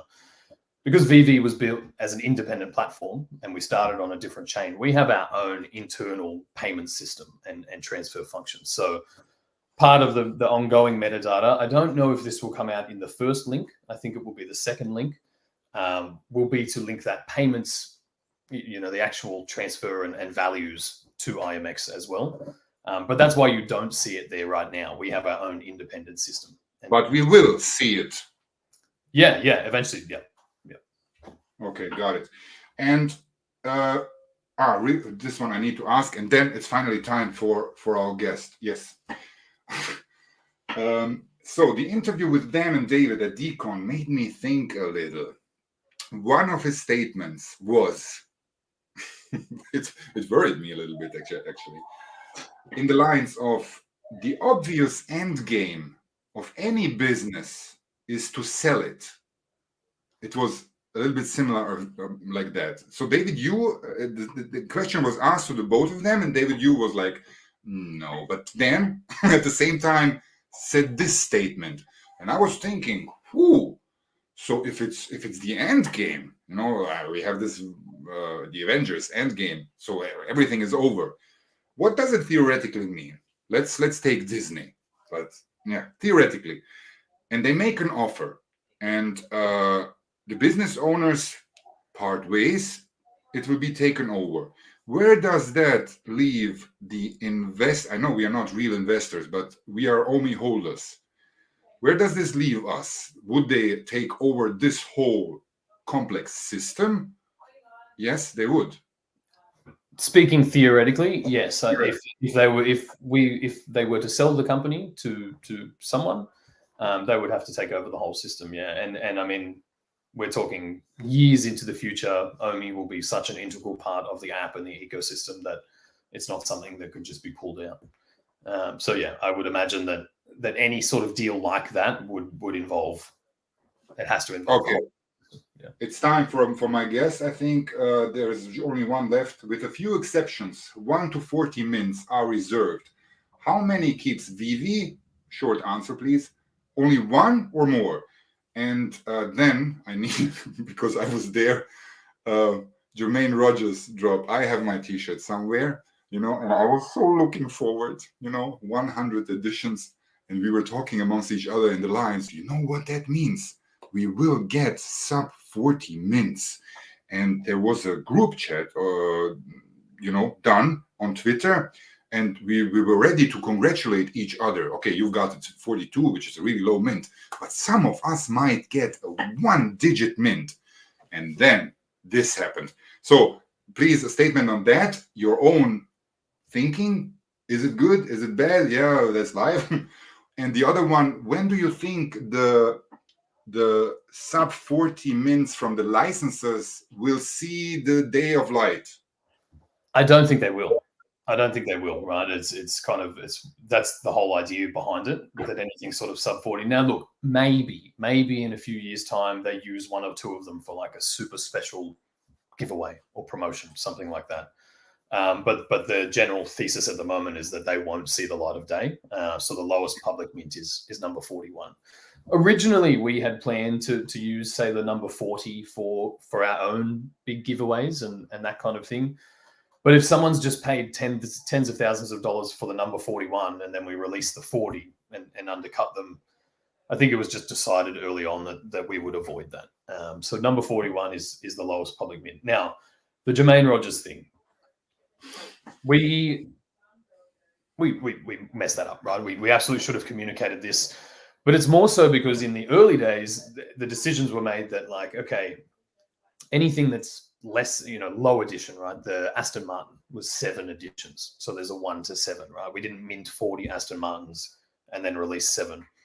But anything that is sort of, I think it was above 50 mints or maybe even above 7, something like that, the company would mint 40 and archive those. And the lowest would be number 41. I guess for the same reason, right? You have to keep some sort of balance between all of the collectibles that are available there and draw a line in the sand. Now, we drew that line in the sand, but it was probably more than 12 months ago since we've spoken about it, and we need to put that back into our literature, or a bit of a VeVe cheat sheet. So look, to anyone who was upset about that, I apologize. That was absolutely our bad. We should have communicated it better ahead of time. Thank you, Reese. Are we ready for our guest? We are. We are. Is the VeVe fam ready? I didn't read the chat at all, so I will disregard it. I will start reading now because I will give the floor to our lovely guest. Let's see if I can add her here. Ooh.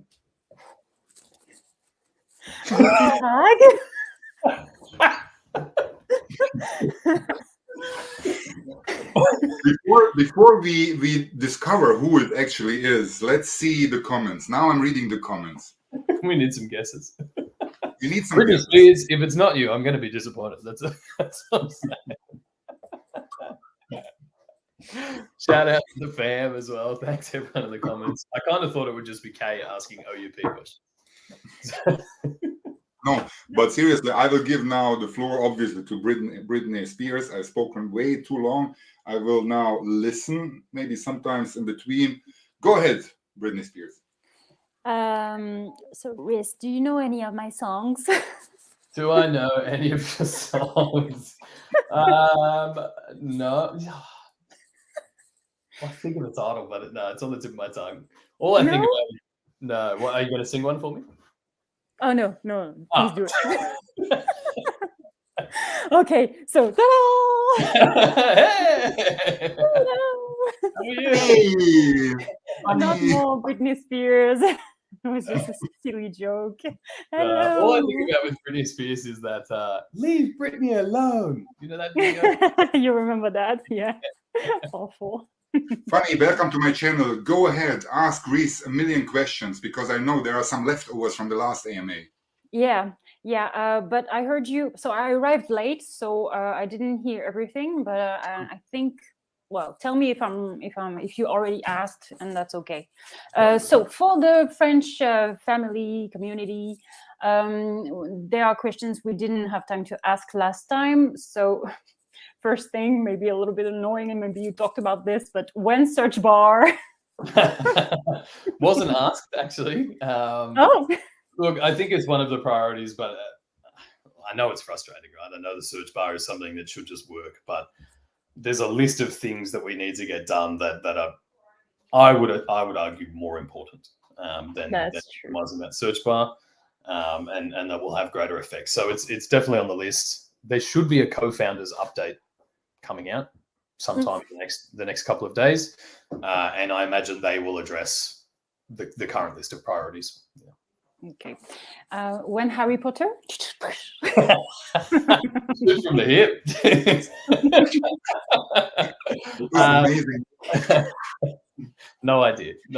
But like, it's we can't talk about brands, those things. No, I'm just kidding. Here's one back at you. If there was one piece of memorabilia that you could collect from Harry Potter, what would you like to see? Me. You? Yeah. So selfish. We talked about this in London, Okay, next question. Do you have an update on the supply for the NFTs that have been burned or blocked? No. The only one that has been burnt or really taken off the market was Captain America. Now, I don't have an update on that, but eventually when that becomes more prominent, right? If we start burning a lot more of the oversupply from the store, it will be in the metadata. But until then, no, there's nothing there. And the blocked accounts or the restricted accounts or whatever you want to call them, we have to give a really solid amount of time for people to come back and KYC or unrestrict or anything like that. So it would be, at least 12 to 24 months before we could accurately say, this is how many are now out of circulation, I think is. Okay. And because you did say, I don't know if it's you or David or someone, but that if there is more in the store, maybe it's good. So would you be more likely to keep things in the store or to burn them? It depends on what. Yeah, I think it depends on the licensor as well, right? Because ultimately you need their permission to burn their product effectively. And that takes a bit of education, right? We've kind of just managed to educate these guys on why they should make digital products, and now we're telling them to destroy the digital product. So it's it takes a bit of back and forth for those understandings to be relevant.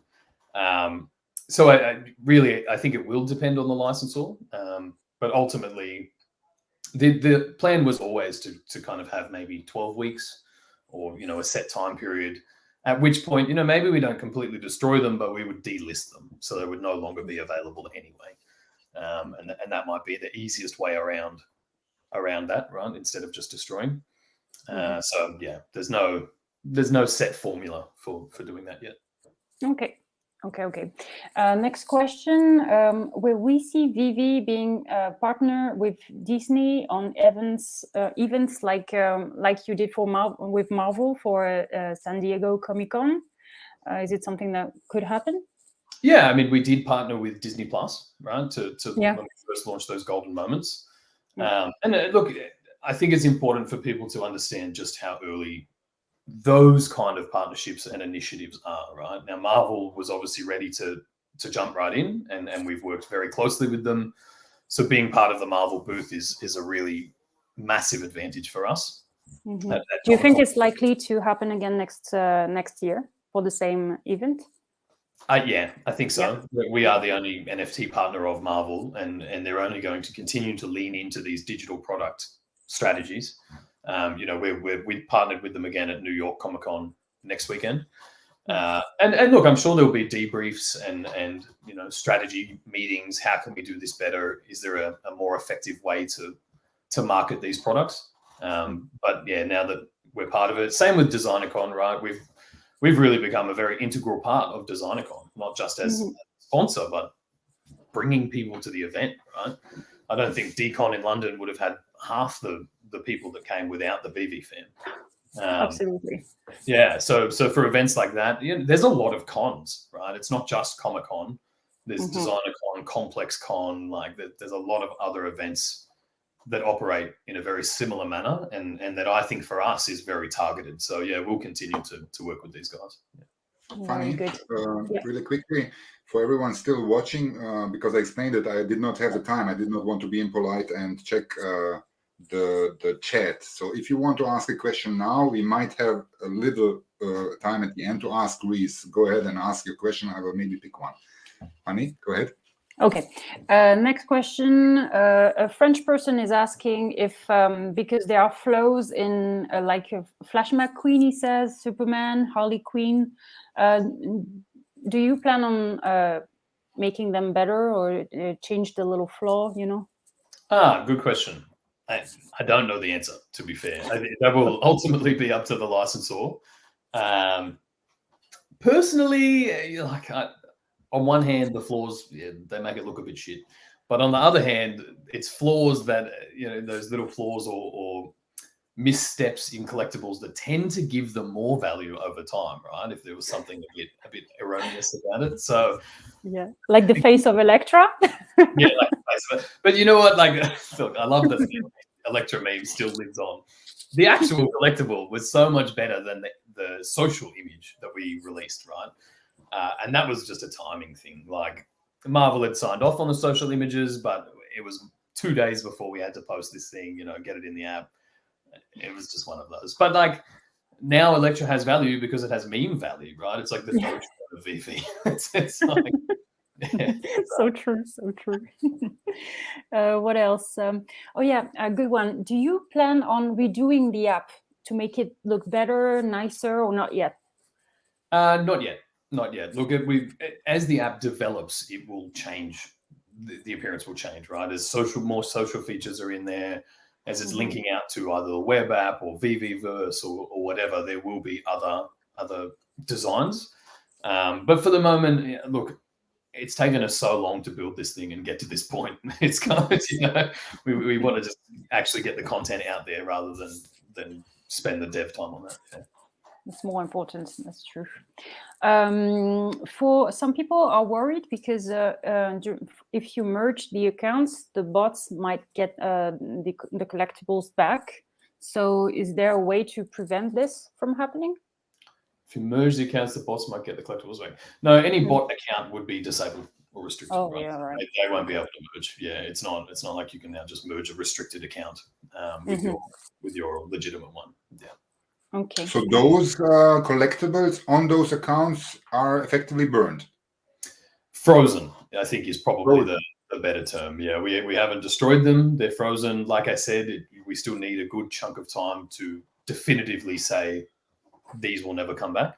But anything there is frozen. Even I get this a lot with the edition sizes, right? Even something that might have 10,000 editions still only tends to have 100, maybe 200 listed in the market at any one time. So, knowing that some of those are maybe frozen and others are in long-term holdings. I just think as time goes on, as the seasons go on, like you go to season 1 collectibles and you're lucky to find more than 20 of them listed at a time, right? So funny, one in between, because I will forget a million questions from various people, but now one popped up.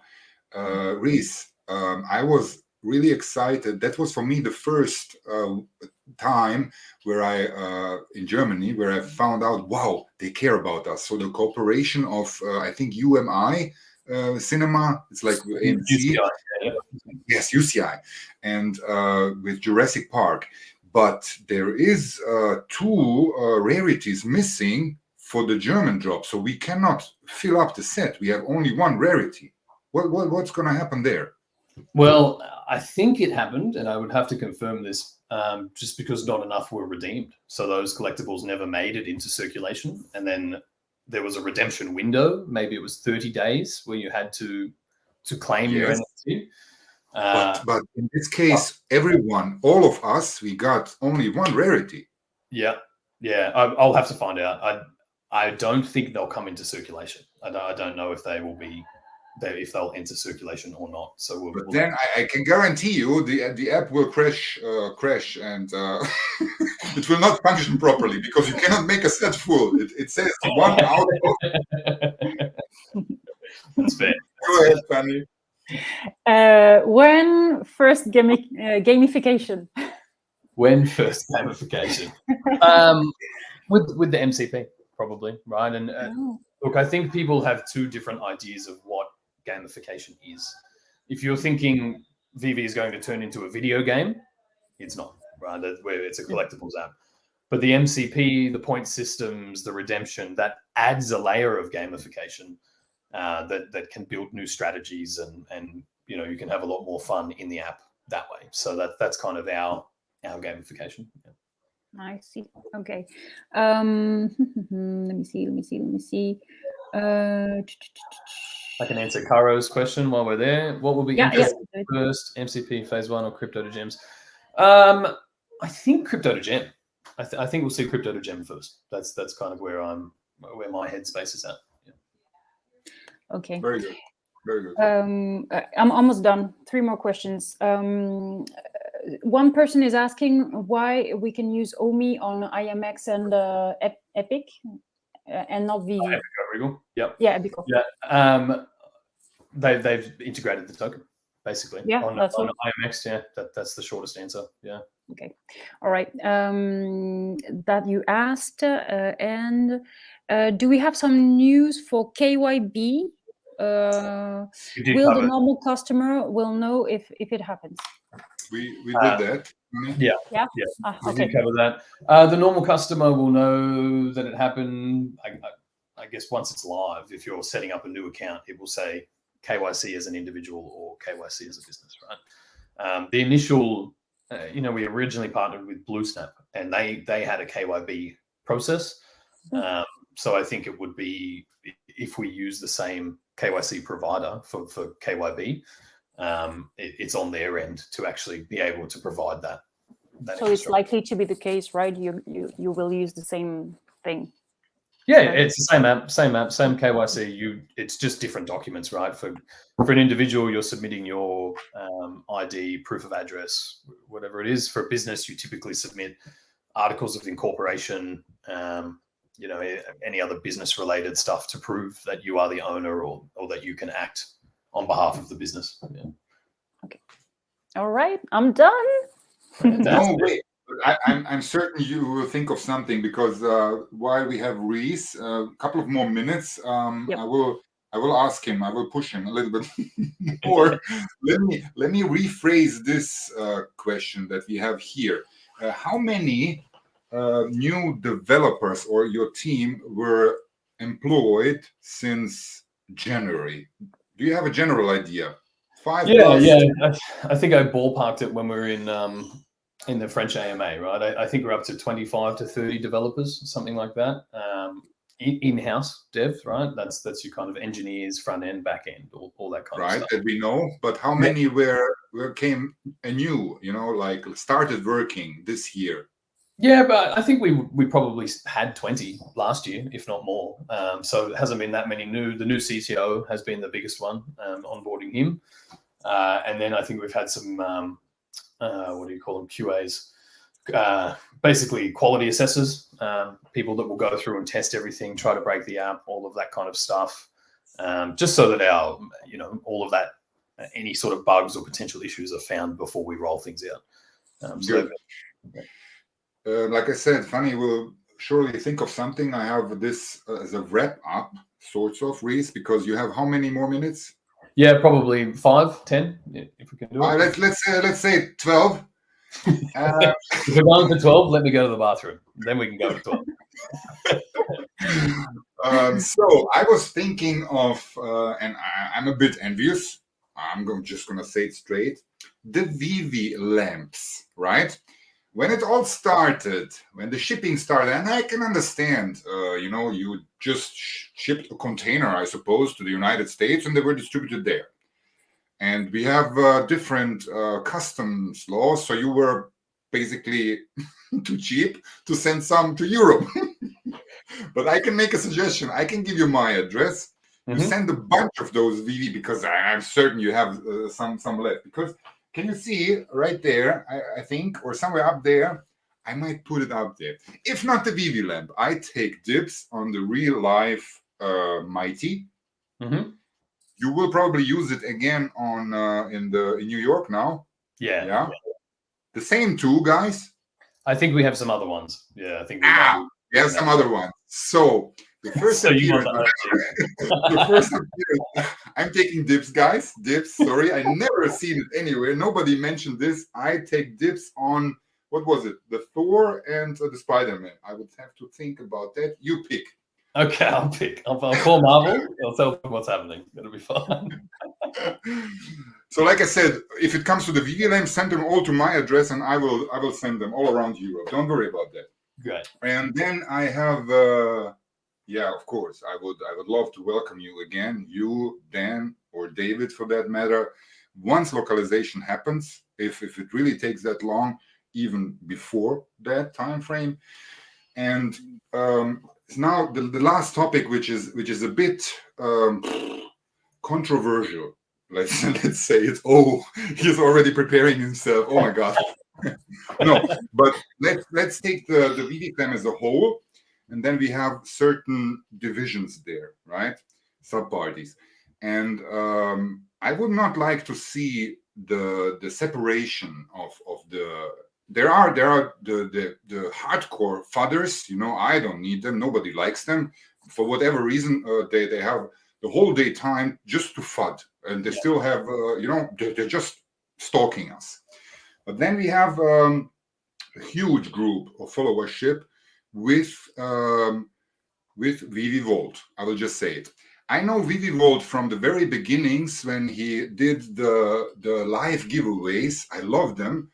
And I watched, and I immediately, because I have a bunch of collectibles, I immediately participated. And I was even lucky enough to win one. So it was an exchange, 1-on-1. And I know the guy as a decent guy, because he does a lot for the community. He has a lot of followers who are, you know, in his corner. I know something happened on Discord, but I'm not in Discord. I have no clue what's going on there. And then there was some Twitter things going on, and I just disregarded, you know. So I think redemption, do you call that in English, can be deserved. So I don't know why he really wants into Discord, but maybe it's time to think about that if he really apologizes, or even if he did it, to let bygones be bygones. You see, I picked those phrases up from the movies. Bygones be bygones. And yeah, on this separation, now, there was something else that I wanted to say. But yeah, let me see what you think about that. Yeah, look, I mean, I'm not one to air dirty laundry on a live stream right now. To keep it short and simple, yeah, he broke the rules of our Discord, and unequivocally, right, and was given a chance at redemption on Twitter, and was subsequently blocked again, right? So as far as I'm concerned, we have given 2 chances on that front, and I don't see any reason why there should be a third at this stage. Now, I agree with you. I like to let bygones be bygones, and I want everybody to be in this community as much as they would like to be in this community. But I don't run the VeVe side of the house anymore. Those decisions are not mine, and that's kind of all there is to it, right? It's not my say anymore as to how we operate there. And until the VeVe team truly feels like there is an opportunity for redemption there, or for some other thing, it will remain as it is. Okay, but like I said, I did not see a video in the longest time of him. But as far as I know, he's partnering with VMate, and he has a more professional approach, I suppose. Now, yeah, exactly. So let time pass, and maybe we will. Yeah, okay. Time heals all. That's for sure. Yeah. Fanny, before we let Reese go, think of something quickly. Wait, I heard Randy and Kay talk about something. Let me find it, because I wrote the question. I just wanted you, but I don't know if we can talk about this or not yet. But if you can you confirm that if you stake OMI and you want to stake it early, and you will have to leave 10%, and that it will get burned, or you cannot say? Correct. Yeah, that was that's a good one. Yeah, that was in the first model. Yeah, we will give you. There is a grace period where you can understake for no penalty, but if you withdraw outside of that grace period, it'll be a 10% fee. Yeah. Okay, so another way to burn some OMI. Very good. Correct. Yeah, and I mean, look, staking. If we're talking about it specifically, the idea is obviously to take tokens out of circulation, but to have some certainty about those tokens being out of circulation. So if you could just stake, unstake, stake, unstake, I think it just gives people too much opportunity to try and game the system. So very true. Yeah. Last question for me, Reese, and then you're released. First of all, I'm sorry about. I don't think this is the first time I'm doing a live interview. Thank you very much for being my first, Reese. I see comments, but I don't think I see all of them. So I'm going to ask another question first. So this, as we like to say, has not been your first rodeo. And a lot of my German viewership, they are confused about what is happening with this bearish market. In your words, how would you explain your certainty that these are waves and the next wave is even going to be bigger than the one before? Explain it in your ways, and why we can see to a prosperous future with VeVe and crypto in the grand scheme.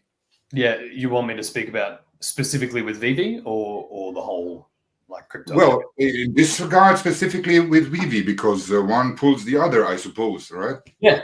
One definitely influences the other, right? And if you want to look at it on a scale, you have like the normal financial world, then you have crypto, then you have NFTs, right? And then it's such a niche market at the moment. But fundamentally, human psychology doesn't change, and it doesn't matter what market that is. People will always come in trying to get the best opportunity, which in crypto is to get rich quick. And that tends to play out in crypto every 4 years, right? So if we're taking NFTs as a subsidiary of crypto, I think we'll see that same cycle play out.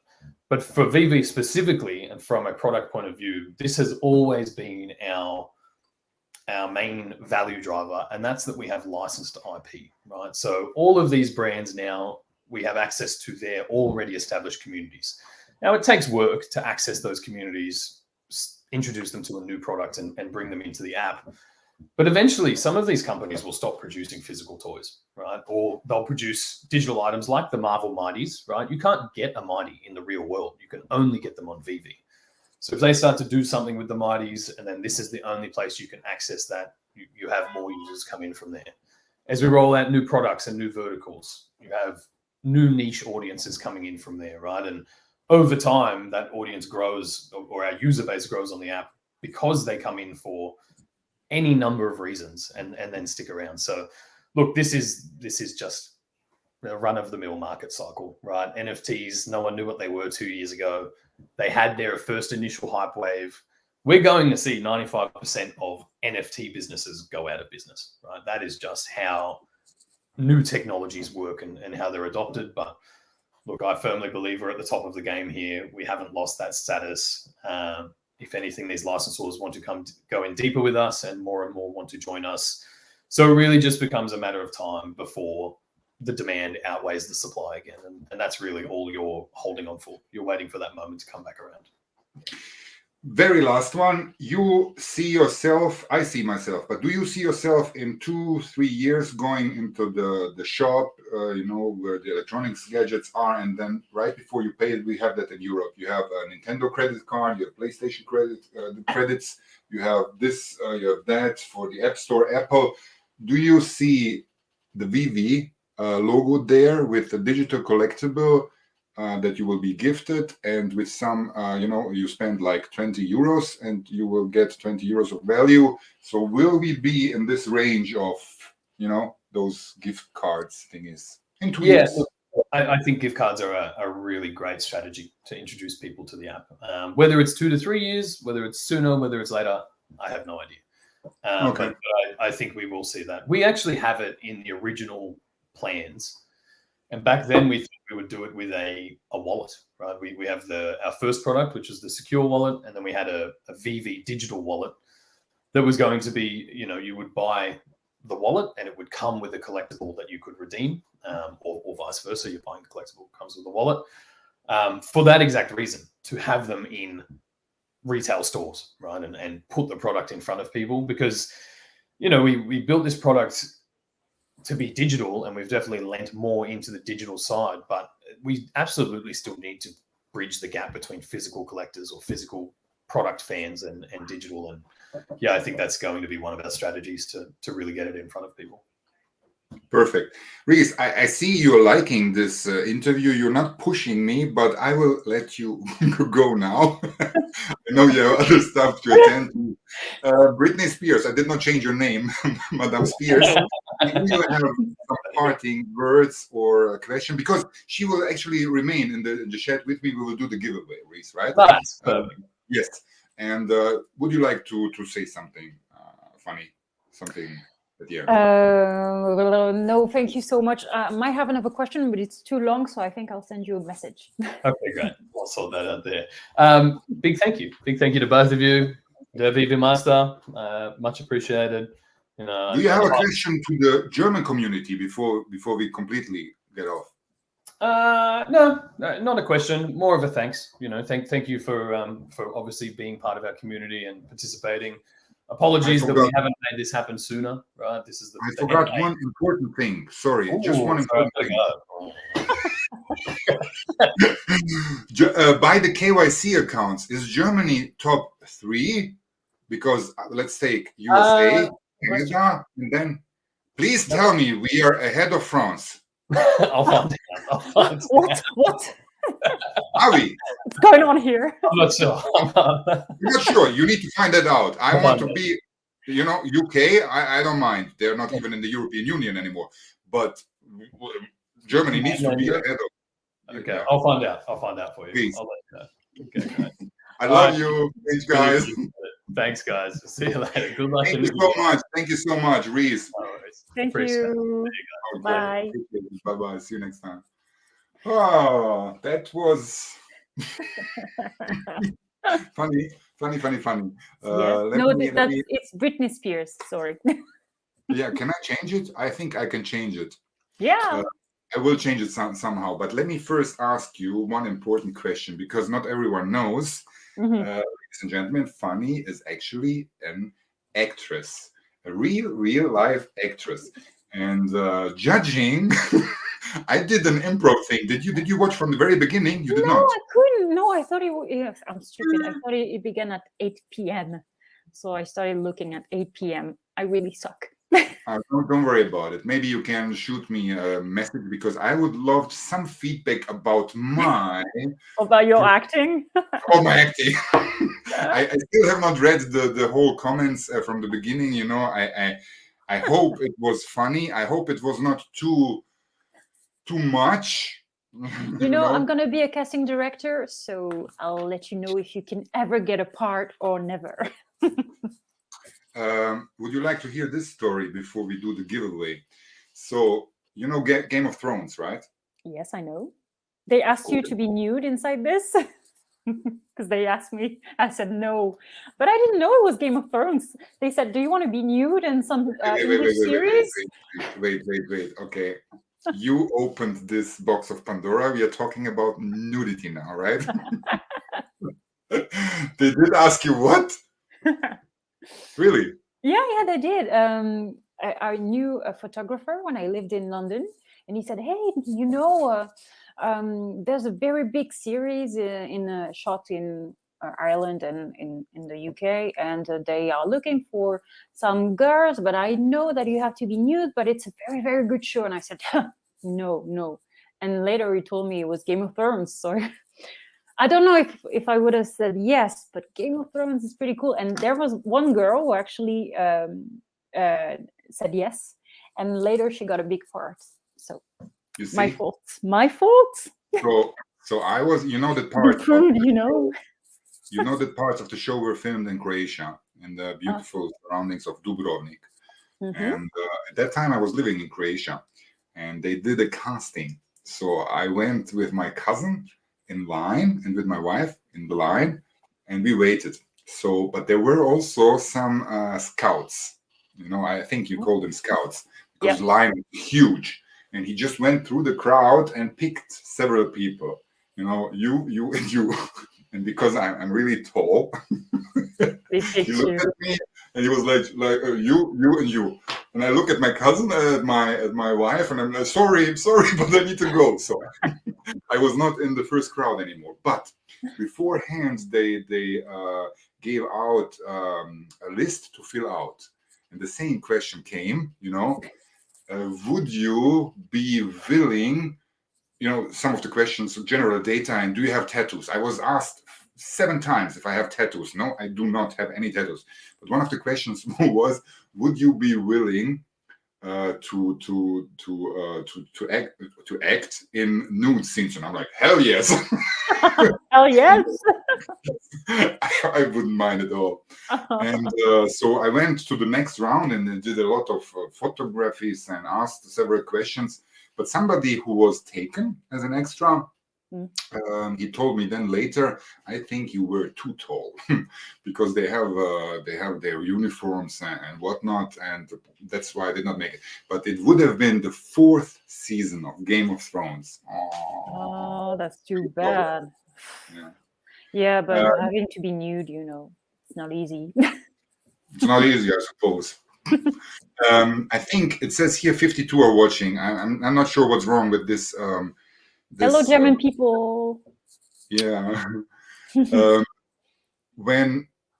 About this giveaway, I will have this giveaway. Fanny, I think I told you about it. Yeah. Do you want to do it in German and I leave, or do you want me to stay? No.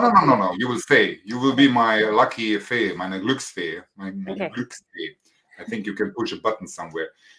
But I need those guys to participate only who have an address in Europe. I said that beforehand, Greece, because I want this to stay somewhere in Europe. So you're welcome to participate, and I just need to figure out how.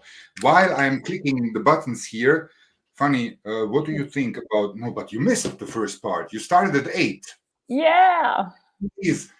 Okay, what do you think about the part from 8 till he left? Tell me. I only saw the end, so I was preparing myself a little bit. So I heard, and I think the question seemed to be good. But no, I don't know much more to say. I think you have to ask other people. The questions and the answers seem very well. Oh my God. Tell us something, and I need to find out. Wait, Captain VeVe is here. I know that Captain VeVe did this via StreamYard, I think, a giveaway once. Yeah. Captain VeVe, if you can, put it in the comments. What do I need to push here to make this giveaway? I know there's an option. I just got back on the YouTube video, so I could see the chat because I cannot see it from StreamYard. So maybe I can. But so they're not the same chats in YouTube and StreamYard. Yeah, they're different. Okay, yeah. So I am in the comments of StreamYard, I think. So that's the one you wanna. Which one? Yeah, because in StreamYard there is an option to make a giveaway. Ah, fine. Okay. Yeah. Let me see if I can find it. Talk about something. Talk about nudity. No, let me, because I recognize some people. So hello, Captain VeVe. Hi, Orange Bag Lady. Good to see you. Karim, Pyramidion, hello. Bonjour, bonjour. They say I have to speak in French. Bonjour. Yeah, let's say something in French. You can speak French, no? Just a little bit. Okay, I'm not gonna try to make you speak French. Did he say something in German? Luis? Yes. I'll have to watch We made a little funny thing where we switched to German. So I wanted to get everyone afraid. Oh my God, they will continue now in German, you know. And I made him remember two words actually. What was it? Na klar. Na klar. Like yeah, of course. And the other one was ein wenig. Ein wenig, yeah. I don't know where a little bit it means, right? A little bit, absolutely. I know a little bit because I speak a little bit of Dutch. So how can I help you then? I don't know how to do this giveaway. I'm waiting. I'm hoping that Captain VeVe will give me a hint, because I know that he did it on his channel once. Or was it VeVeversum? I don't know what Maybe to we do. could ask a question, and if somebody gets it right, then yeah, but how are we gonna do that so that it's fair? Because I don't see the. Maybe I will do this differently. Maybe you check StreamYard and I check YouTube, and we ask a question. Yeah. Maybe. Will this be fair to all of the people now participating? So I think 53 people are still here, or 52, and maybe they really want to do this giveaway. So, Captain VeVe says, "Wait, I send you the link." This one I can read, so I need to click a certain link probably. You mean you want to see the YouTube stuff? No, I think he's talking about the link for the giveaway. I know that there is a, wait, I will just Google it myself. StreamYard, maybe there is a link that I need to click additionally, you know? So here, giveaway. Because I was not aware of that. We make you wait. I'm gonna dance. Yeah, go ahead and dance a bit. Wait, people, wait. Giveaway tool. Start collecting comments. There must be a tool of sorts. In Firefox or other browsers. Captain VeVe says via Telegram. Via Telegram, thank you. Yep.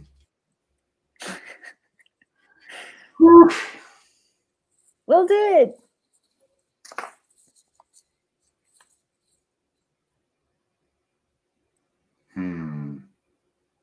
So I click on this or what?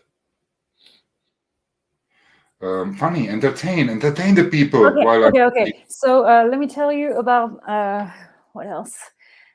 Nothing exciting. Game of Thrones. I didn't do it. If I had done it, it would have been great. What else? What else? What else? Anybody knows what it is? So easy. So easy.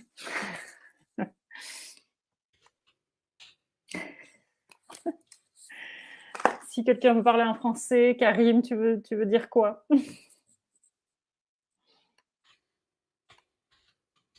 I don't know how to entertain by myself. I suck. I know. I'm gonna make a video in English on my YouTube channel within the next days, probably maybe to talk a little bit longer about what we just talked about. So I'll do it in both French for the people. You make me laugh. For the French-speaking people and for the English-speaking people. So yeah, when I have time to make this video, so probably Friday, something like that. We have, what's your favorite NFT on VeVe? I can answer that.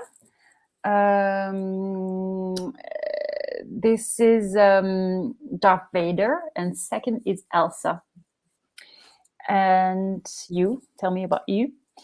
And Captain VeVe says, Fanny, are you this year in Berlin? Last year I was it last year? No, it was in 2020. I went there because I knew a guy who makes all the fights in Matrix, because they were shooting Matrix 4 there.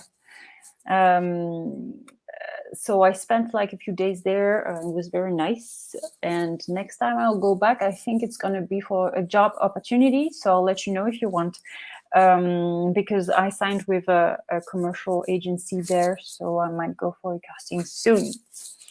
So I'll let you know.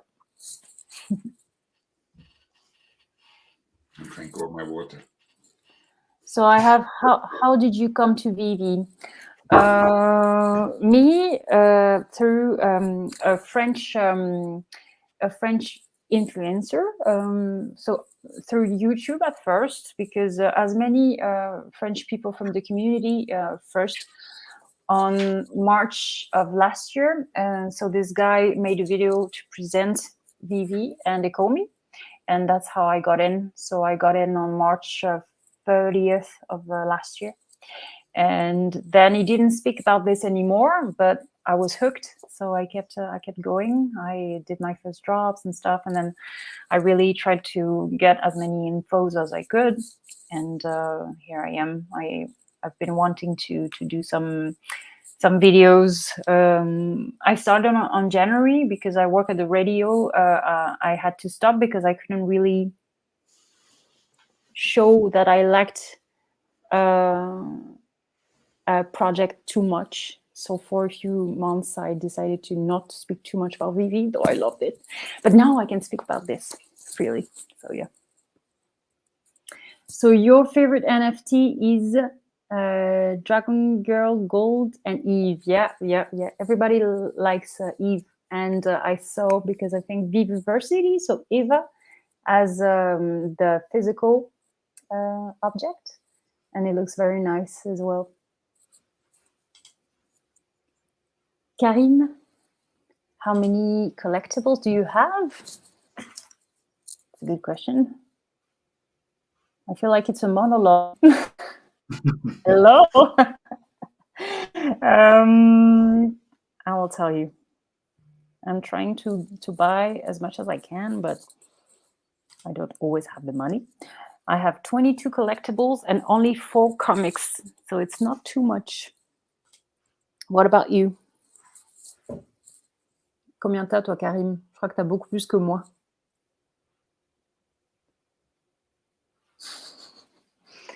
Is the recording of this interview available later? Yes, I was getting ready for Hurricane and I missed it. Oh, Hurricane Festival? I'm not sure. The man, the myth. Now I can read this as well. He fell asleep and missed it. No worries. I think this will be forever on YouTube. Yeah, you can find it. Yeah. I think I have figured it out because I fear, no, this will be actually a nice proof. I think you are the reason why 50 plus people are now still in here. Let's see if when the giveaway is done, still 50 plus people are still here, then I will just let you go and you can flirt ahead. No, I'm joking. But I don't think everyone is staying just here for the giveaway. But I will try to do now the giveaway. Okay. Yes. So you will tell me when to push the... No, but it doesn't work this way. I need you guys to comment something. I would like to see here. And the comment, so you don't need to be quick. If you need to do research, do it. I need the creator of the who drew it. This one, right? I will say it. I mean, everybody knows Todd McFarlane. So I want to see the last name, McFarlane. But you need to spell it correctly in order to participate, because there are different variations, I guess, with the Mac. So everybody who wants to win this, who lives in Europe somewhere, type in McFarlane right now. Don't screw up, guys. Now I have to check myself. McFarland? Really? Where does it say? McFarland. Oh man, wait. Okay, 1, 2.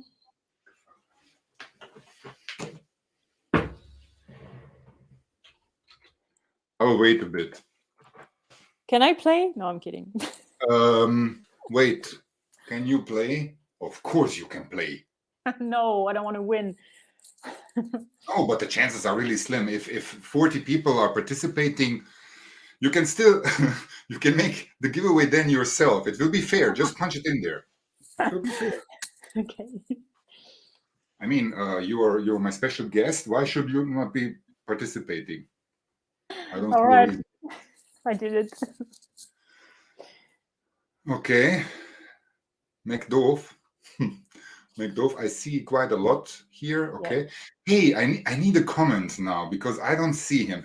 Is my good buddy VeVe online? Was he at all online, or is he boycotting me? Captain VeVe or Chris VeVe Journey or the guys, well, anyone, please respond. Because Frank, I think maybe he didn't even want to join the live stream for reasons. Let's see. We made McFarlane. I see a lot of McFarlanes very well. Hab dich leider verpasst heute. Schreibst du eine kleine Zusammenfassung. Hast ihm Deutsch beigebracht. Ja, so ein bisschen, genau. Wer es verpasst? Auf Deutsch. Leute, wenn ihr mitmachen wollt, das hier verlose ich. Ich schicke es euch zu. Ihr müsst mir ihr seht es ja da, einfach nur McFarlane hinschreiben und dann packe ich das hier in so ein Giveaway-Tool und dann gibt es eine Auslosung. Ich kann ja mal den Screen teilen. Komm. Funny. I will now do something. I hope it will not break the internet. Bildschirm teilen. This one, teilen. Wow, check this out. Nice. Hey, this StreamYard thing is really, really good. Yeah, very. I'll use it as well. McFarlane. We will, maybe some people will join now. No, I think everyone is in. Did I forget something, Fanny? Did you put your name in here? Yes, I did. Very well. And I think everyone is in here. Say it maybe in French for the French people. What they do. Well, I don't think there are French people, but I think do you think everyone left? What? Do you think everyone left from the French community? Nobody wants to win this. I'll say it. Donc, pour les Français, Donc vous voyez, il y a un giveaway, donc il veut vous offrir ce Todd McFarlane en physique. Et pour ça, il faut que vous écriviez juste correctement pour pouvoir être inscrit pour jouer. McFarlane, vous l'écrivez vous aussi. Et donc du coup, comme ça, vous avez une chance de participer au tirage au sort. Et on va le faire dans pas longtemps, donc vite, vite, vite. Moi, je suis d'accord. Très bien, très bien, très bien. So I still see McFarlane's coming in. I will do it now. I will wait now. What is the time? Perfect. 21:30. I will click the button. So if you type several times, you have more chances to win.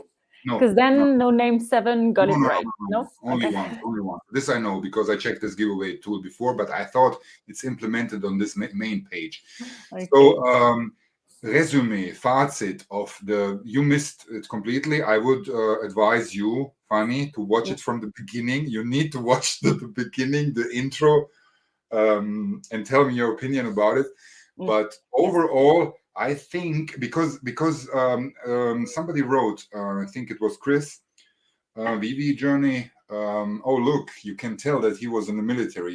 You need to be able to stop people while they're talking. It does not have to do necessarily something about being impolite, but at one or maybe two times I stopped him because he was talking about stuff that we already know, right? Yeah. And I said, yeah, exactly. And then I think some of the people like that. And this is in no way a suggestion how interviews should be done. I'm no expert in doing interviews, but yeah, I think I asked a lot of questions, and we got also quite good answers. So people like Hello K, he's analyzing everything. I think he will pick the things that I overheard because I was concentrating as much as I could. But yeah, for example, what was now the breadcrumbs that he gave us? I think you did not join at that time. I didn't feel like there was any breadcrumbs. There were. He gave us when I was there. When you were there, probably Yes. not. But he gave something away. I will have to rewatch this video myself to see. But he did give something away, something of value, and this I liked a lot. Yeah, BS is asking here. Do you know what this means? Yes, I know. Why when I hear some French, it's so sexy or something like that? Yes. Ha ha ha! Thank you, the Dutch, for making me understand. I don't know. I have to say, I don't know, but I have to say, I have the same opinion like BS, but when men talk about it in a I don't know. Okay, let's take the military. I come from a military background, Yeah. If you watch the movies and you hear the Germans shout, it has a sound, and I don't think it works the same way with French. so if you girls speak French, l'amour, and it sounds amazing. I have to agree. If it comes from women more, I don't know. Am I biased now? Yeah. Don't worry about it. Yeah, it's always prettier in the girl's voice because we have a nicer voice. I agree. Hey, it's 31. Okay, I will push the button. McFarlane, and I think this will be. Let's see. Yeah, it will pick Good luck, somebody. everyone. Good luck. Oh, we have 0 contenders. Okay, good work. No, I have to. No, what did I do? Back. This is the Okay. VeVe AMA, and I wanted to have Oh no, I need to do a hashtag. I think. Oh, really? Why? But do you That's guys? why? Because it said hashtag before. I just deleted everything. Let's try this again because I don't think you guys need. McFarlane is wrong wrote it. Oh, it's fine. You? Yeah, I misspelled it. Nobody won. I'm gonna keep it. No, look, I missed. You forgot something, yeah. No, it's still wrong. It's MAC or something? No. R Lane. Falang. Now I got it. Yes. You get one. Okay, we will do You're this again forgiven. without the hashtag. Good luck, everyone. Bam. Yes. Yeah. Only 23. Mm. Probably the others are not from not without an Oh, European. from America. Could be. I'm not sure. Yeah. And now we have 23, and now I will draw. Here, look. Mm-mm-mm. This is nice.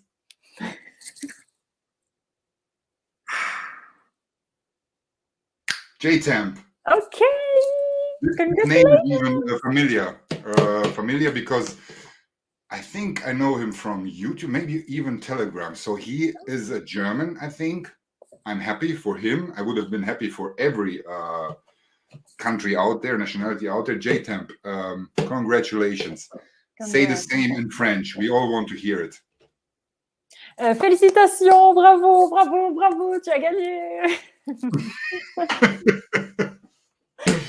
J-Temp, I think you have me on Twitter. You need to contact me. And then this one goes out. Congrats, J-Temp. I'm happy that you guys are happy for him. Great. So now I don't need to share the screen anymore. Freigabe beenden, and then you're here. So now let's wrap this up. I suppose that's pretty much it. Wait, no. Now we have 41. We will stay 5 more minutes because I think most of the people are staying now because of you. Why? Hello. Bonjour. No, you can go to bed if you want, people. Unless you want me to say something else, but Amazing. No, thank you very much that you joined on this short notice. Just to let everyone know, actually she was supposed to be in the French AMA, and I'm quite happy that she was not in the French AMA, because at times it was quite confusing. 1, 2, 3, 4, 5 people asking questions, and I felt blessed that I'm doing this alone. I took the whole responsibility on myself, and then I got contacted.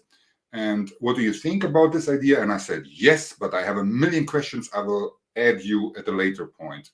And Fanny did not mind, but I'm really happy that you joined, because it gave this whole thing a little bit more, a little bit energy. Yes. Well, energy. you had energy, but something different, a different vibe. Yeah. Something. No, you know what it gave? Because you missed the first part. You will be so. I want to see. You will be so embarrassed. No, you will be so flattered. No, you know what I said to Reese? Look. What did you say? I will repeat this in my. So I have you will have to check it out yourself. But I assume you were expecting someone younger, more attractive. Well, depending on the outcome here today, we might see someone else join us, someone younger and more attractive.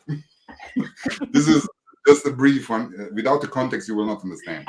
I will watch it. Bye, VeVe, Captain thank you VeVe. for the link. Glückwunsch, J-Temp. He will contact me. Would you like to say something? Thank you so much for hosting me, and because so I missed the first one, the French one, so I was really glad to be able to ask the questions that we didn't get to ask on Sunday, and we had very good answers, and I look forward to doing this again with you if you want one day. Talking to Rhys again, or talking to David or Dan, anybody. Or talking to only me? Or you? Oh, I don't know. I'm kidding. Me too. Maybe I'll invite you for a stream that I will make. Yeah. Yep. I'd be delighted, to be perfectly honest. I have to. You did not get this, but this was my first live interview ever. And that's why I was really excited that it started with Reese. So I'm open to interviews. If some people would like to know about you, about me, about my way of doing things with VeVe, gladly when the time when there is time left to do something like that, I would love it. So that means also that I might invite you for another AMA 2-on-2, or maybe someone else. Wendy, for example. Wendy is still in Europe, I think. Right now she's in Europe, but she's going to go to Finland, I think, tomorrow. So I didn't have time to see her. It's sad because she was in Paris, but I'll see her next year if she watches. I have a confession to make. Mhm. You know, when you visit someone, and then usually the guys, they go with their beer in the corner where the meat is being done, you know, Yeah. and then the ladies, they do some other thing. And at the beginning, it was actually just for fun, you know. I demonstrate, no, this is a German word. On purpose, I went to the to the table where all the ladies were, and I was having funny discussions with them, you know. I would just talked like one of them, and I was not taken as a foreign object, because I can communicate, obviously, you know, but I loved it, and I still love it. So I have the impression that with girls, I can. What I'm trying to say is I'm excited to also be in a group of girls, you know, and only me, or maybe someone else. I don't mind, but it's not this. How do you call that? This. No, I'm looking for the word. You know, it's not that I would only be with male people. Generally.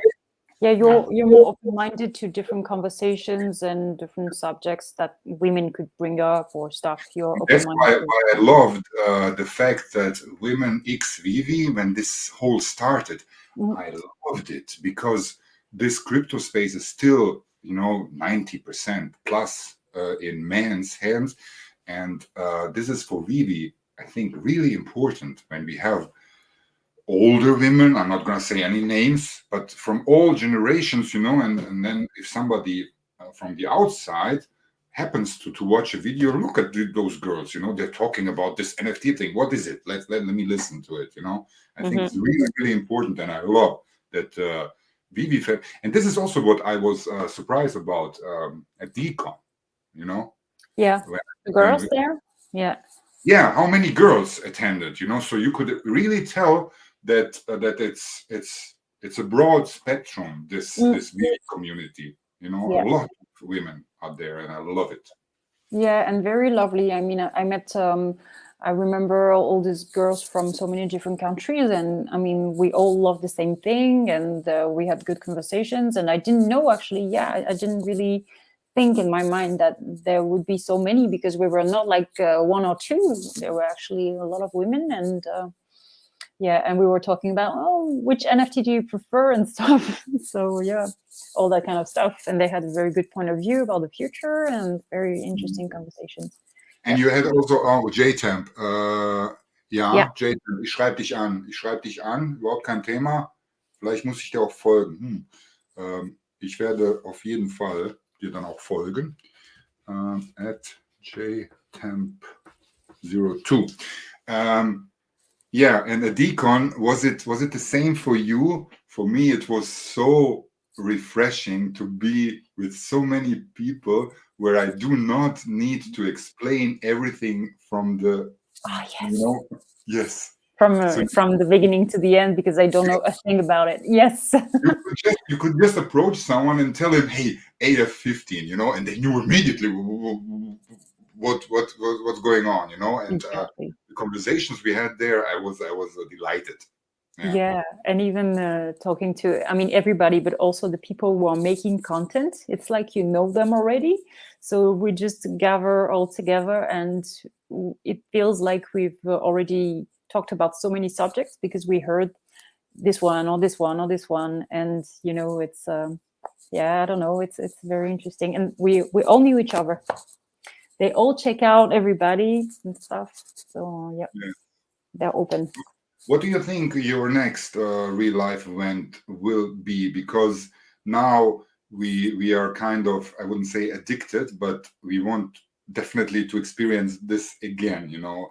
What do you think the next one will be? Yeah, actually, when I left London, I was thinking, oh, I really need to go to Anaheim. I really have to go because I'm addicted, as you say, addicted to spending so much good time with everybody who likes the same things as you do, and seeing the founders and stuff. So there's New York, there's Anaheim. I don't think I'm going to be able to go, but if there is something going on in Europe again, I will definitely go. What about you? I agree, absolutely. The New York thing is now coming up. I know one of he's quite known on Twitter as well. VeVe Enter, that's his nickname. He's also in the Telegram chat, so it's like I know him personally, but I never met him. He will go, and we are all really excited for him. You know, he will go to New York. I cannot make it there, unfortunately. Me neither. Anaheim neither. So if it's like to another continent completely, I think I might plan it for next year, way in advance. You know, save money and all that thing. But also one thing that people, well, I don't want to say misunderstand, but the concept of going there and then being lucky or clever enough to get the David Yu card. I got mine. I got mine. You have also one because you did the amazing dancing. So I have to tell the people who are still here that I have this hope that I want to talk about. I know this is not going to happen, I guess, but what I would love to see is that the VeVe logo, the ones who will actually own it, so like 500 people or so, that one day. What? You did not sell it. No, of course not. No. I thought of it, but then I thought no, because something is going to happen, so I can't. Yeah, but sorry to interrupt you, but just because the people have the perception, you go there, you get the VeVe logo, and then you sell it, and then you have your money back. But in my way, that does not make sense. It does not work. In yours as well, not because you're gonna. No, yeah. At first, I didn't want to buy the Todd with it, but then I put it on the market, and Randy told me, no, don't sell it. And I thought maybe he knows something, or maybe it's just because it makes more sense to actually keep it because it's going to bring something, and it's so special, and it's a memory from what we've lived there. So I changed my mind. I think. I wouldn't. When I would have been the first price before it's sold, I would have removed it anyways because I was so nervous to actually do it. So yeah, I'm not going to do it. And the hope I have is that when they make the VeVeverse, that the owners of the 500 cards will be able to get a piece of land thanks to it. That's what I would love. But this is something I forgot to ask. Whoever, if you see this, whoever watches whoever does the next AMA, we need to emphasize the fact that those people who are really long in the space and who are true fans of VeVe, that they have the prerogative, that's English, I think, that they have the advantage of buying something. So what I'm trying to say is any ETH whale that is joining now because he discovered it and he wants to buy land, let him. But we, the real fans, the users, we need to have an advantage. I forgot to mention that. Yeah, I could have said it because it was in one of the questions, but I thought it was a bit too broad because the way it was asked in my paper. So next time we can ask. Yes, indeed. Yeah. I'll try to ask one of them, one of the founders. I want an answer. Funny. What time is it? It's 9:46. If you want to stay with your German crew, no, because then the viewership will go down. No, but I think we should wrap it up. I'm quite excited that so many people are still online with us. I have one here. I think energy, you're not gonna regret that you bought it in the market. You couldn't go, but you got it, and I think it's very good. Okay. This one is maybe nice to say goodbye to everyone. You do it in French. I will do it in German. Kannst du uns auf Französisch noch eine schöne Restwoche und Wochenende wünschen? Would you be so kind to tell us in French, to wish us a very nice weekend and the rest of the week? Go. Ok. Donc, passez une très, très, très bonne fin de semaine et un bon week-end. Je vous embrasse bien fort. et à très bientôt. Et merci d'avoir écouté. C'était vraiment super. Merci, Fanny. It sounds amazing. Auf Deutsch, guck mal, auf Deutsch. Leute, but German, you can make sound really strong, you know, like in the old days, but you can make it actually sound really nice. You know, everybody's laughing about this Schmetterling or Krankenhaus, but you can say Krankenhaus or Schmetterling. So, you know, it's a toll. Guys, vielen Dank für alle, die da waren und bis zum nächsten Mal. Fanny, stay there because I will push the button. Bye everyone. Ciao. Bye. Beenden. Stopp.